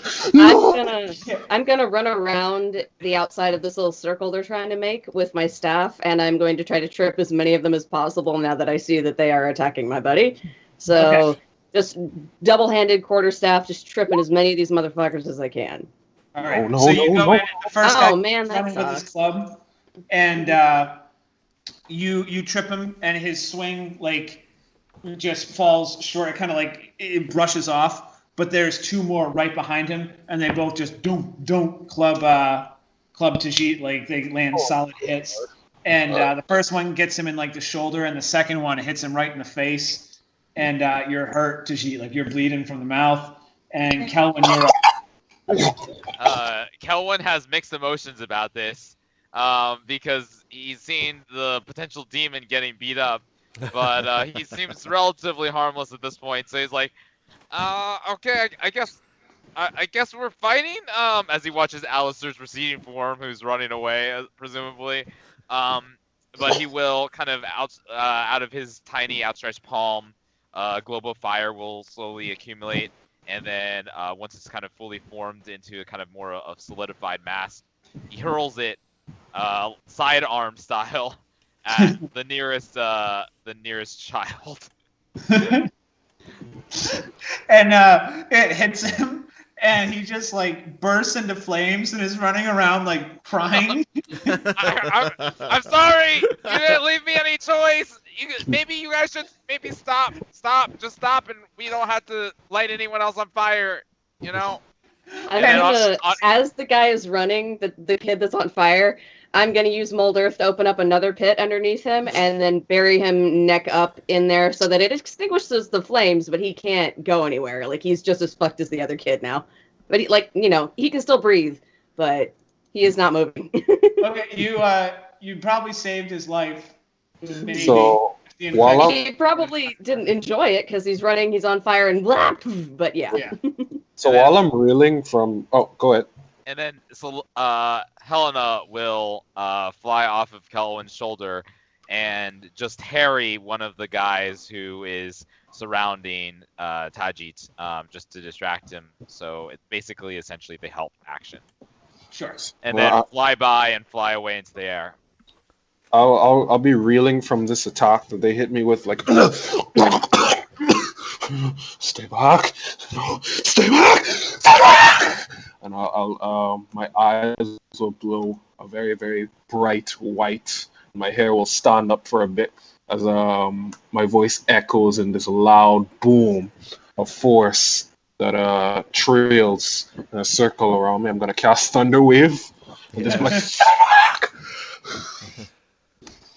All right. Yeah. So both of them just like you hear one of their sternum crack and the other one, it just like breaks his neck and almost fall over dead. The one of them who D'Nalsi had tripped managed to he was below it and he just kind of looks up in like absolute horror at what is going on. And, okay, so they're both dead. Damn it. Are they like dead, or like can I try to cure wounds one of them, or no? They're dead. Shit. I'm just gonna grab Tajeet's hand, like, God damn it, not again. We gotta go, and I just like drag him over into the apothecary to get him out of there. Are there any left? There are two left. There's the one on the floor, and then the one who was initially buried has now dug himself out, and there's one more with him. There's so another there's buried guy. Three left total. Are they, two dead ones and the one essentially dead, buried. He's not getting out. I yell at the one kid that nobody has bothered to harm in any way. We'll give River. Oh, River, yep. Good. That's pretty crazy. So I'm going to shout out, "These are just children! What are you doing?" and I'm going to run. I'm going to take out both my swords. I'm going to try to knock out the Ganassi because I think he's going crazy. I was dragging his ass back to the apothecary, dude. Like, we're running. Okay. If that's what happened, can I do anything healer's kit on either of the kids? Or they're dead. They're dead. Well, the one that she buried, actually, he looks alive and in rough shape. Like, half of his face is all burned up, and he's gasping for air. So, yes. Yeah, absolutely. Yeah, so I mean, I'd like to go over to him and use one of these use of the healer's kit, try to patch him up and say, "This is why you should not mess with adults. Go back to your parents." All right, so you're able to dig him up and apply a salve. Is going to do it for you. So, Alistair, attention to one of the kids that nobody's fucked with yet. Yeah, and I'm about 60 feet away probably at this point, and I just yell out, hey, you, I fucked your mother, and don't bother to tell anybody about this, or we're going to come back and kill you too. And I cast vicious mockery at him. Oh my Is god. there anyone else in the street seeing this bullshit? Like, would the shopkeep have come out? How fucked are we right now? No, this is. I'm gonna let it slide because it's session 0 and I forced you into combat. Okay. But like, you would have essentially just ruined all of your lives. Yeah. I'll be like, Fucking killed number of two towns kids. we're banned from? 1. Yep. But Day 1, and we're already banned. It gives us We're a already reason to wanted. get the fuck out of here, though. I can tell you that. Yeah. it's So while we're a thing in D&D where it's like fights are always to the death, right? It's like that's it. But that like you can just No. fight. Like you can just try to knock somebody out. You don't have to set them on fire and break their necks with thunder. Just like they had clubs and rocks, you know? Like Yeah, Kelwin doesn't have anything else to hit them with, essentially. He's got like a dagger. he's like, yeah, you can deal non-lethal damage. Non-lethal what? yeah, What's that? why would I do that? Yeah. So while we're running away, right, I'm gonna turn away. I'm gonna look at the deed. I'm just gonna catch like a glimpse of the blood, and as soon as I see the crimson red dripping from, I assume the body or something like that, or like the guy who's in the hole. My eyes are gonna open up. No, no, no, no, no, and I'm gonna push, and I'll see away from me. And I'm just gonna start getting into the, just crouching down into my own place. Oh, again. I'm gonna grab my dagger and I'm gonna start cutting into my palm. Yes. No. I go up to him, I cast Cure Wounds for one thing to stop the bleeding so he doesn't see any more red. And then I'm gonna just make the biggest, bluest hydrangea ever and just give it to him. Oh, that's nice. Oh, that's lovely. I'm just gonna reach for it and it's just gonna slowly calm my nerves. I see this very blue object. Oh. And I'm gonna let her pull me wherever she wants me to go now. I'm not Going in the apothecary, getting the fuck out of Witness As I run Town. past them, I just turn to D'Nalsi and say, "There's something wrong with him." Oh shit! So you picked the wrong spot for like the wrong nerve to try to touch Alistair, and the kid's just like, he yells back, he's like, everybody's fucked my mother. And The one kid of the stripper in town. yeah, that's our first go at abridged combat. I hope you enjoyed it. Well, we Lots. burned multiple spell slots for I no have no reason. spells now. So, Yeah. Worse. I don't know how else we're gonna do with this abridged adventuring day, but we already down 2 spell slots for our casters, but that's fine. That's true. Yeah. Maybe in the future, I just used a we'll cantrip. consider that. Let's not kill Don't, people. don't Yeah. slaughter Yeah. children. Yeah, and also- Don't slaughter children with your higher level spells. Oh my- It's the highest I can get. If you're going to slaughter children, do them with a cantrip. Yeah. Maybe Like with I a did, sword. like Scaring Elwin them. did. That was a reliable, safe approach. Honestly, my dagger is more dangerous than my firebolt in some effects. It's like the variance is higher. It's guaranteed higher damage. Yeah, but you can That's- use it non-lethally and do the 1d4. Like you could punch him with the pommel or something. Where Yeah. I don't know, a non-lethal way to throw fire at somebody. Look, Well, I I just tried make to him put like- a- throw it at his ass. I was definitely not trying to do it non-lethally. I I was, know. Yeah. I was down like, with that. I guess Also, we're you're doing okay this. with I mean, killing everyone's like once being like buried, like multiples have been buried in the mud. I was just like, oh, I guess we're just going no gloves off. Yeah, no, Hey, Oh. I left their heads out of there. If I wanted to kill them, I would have just buried all of them. But no, it's like I was just trying to keep them from running around. Like I was trying to. That was my gloves on.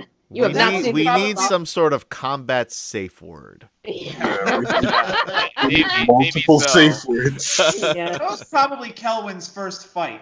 So there's bound to be a little bit of like he doesn't know. It's like, Yeah, she I buried mean, him. That's all right. We're Yeah, killing Yeah, him. she's gonna Alright, bury what- him. I guess I'm gonna use fire to light them up on fire. This is, I guess, Alright. this is what people do with ruffians in this town.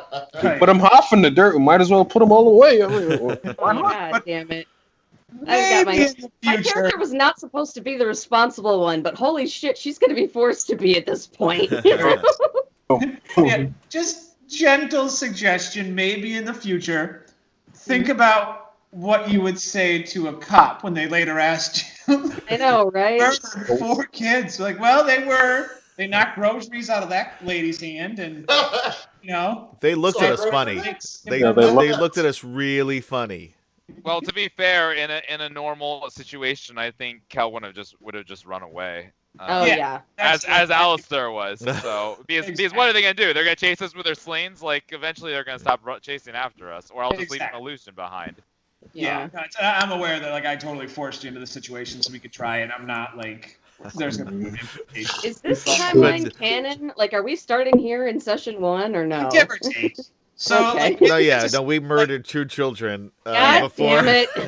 before heading out of this I don't know town. why we're saying we. It was specifically the psychotic demon that you guys have made me travel with. Hey, I wonder who that Tim, is. it's like when you provoke a bear. You can't get mad at the bear for eating your face when you provoked it. Like, this is from a nature person. Like, they asked for it, man.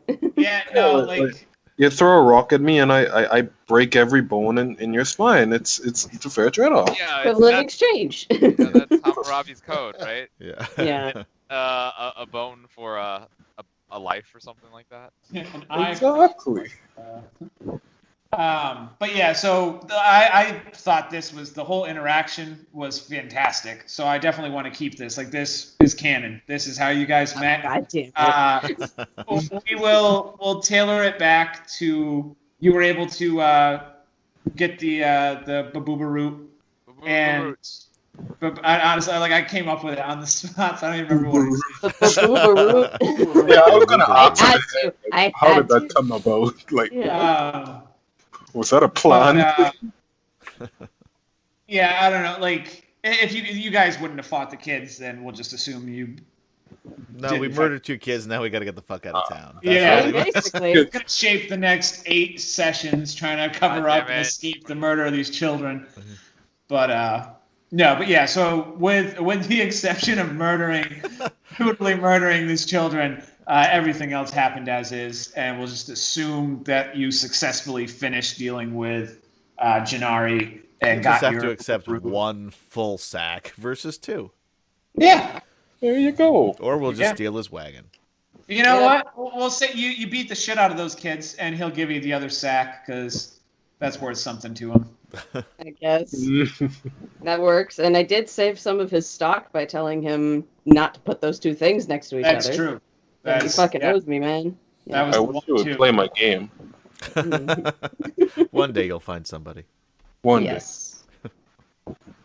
All right, and thank you to River for being the voice of reason and all of that. Yes. And, It seems like we're going to need you.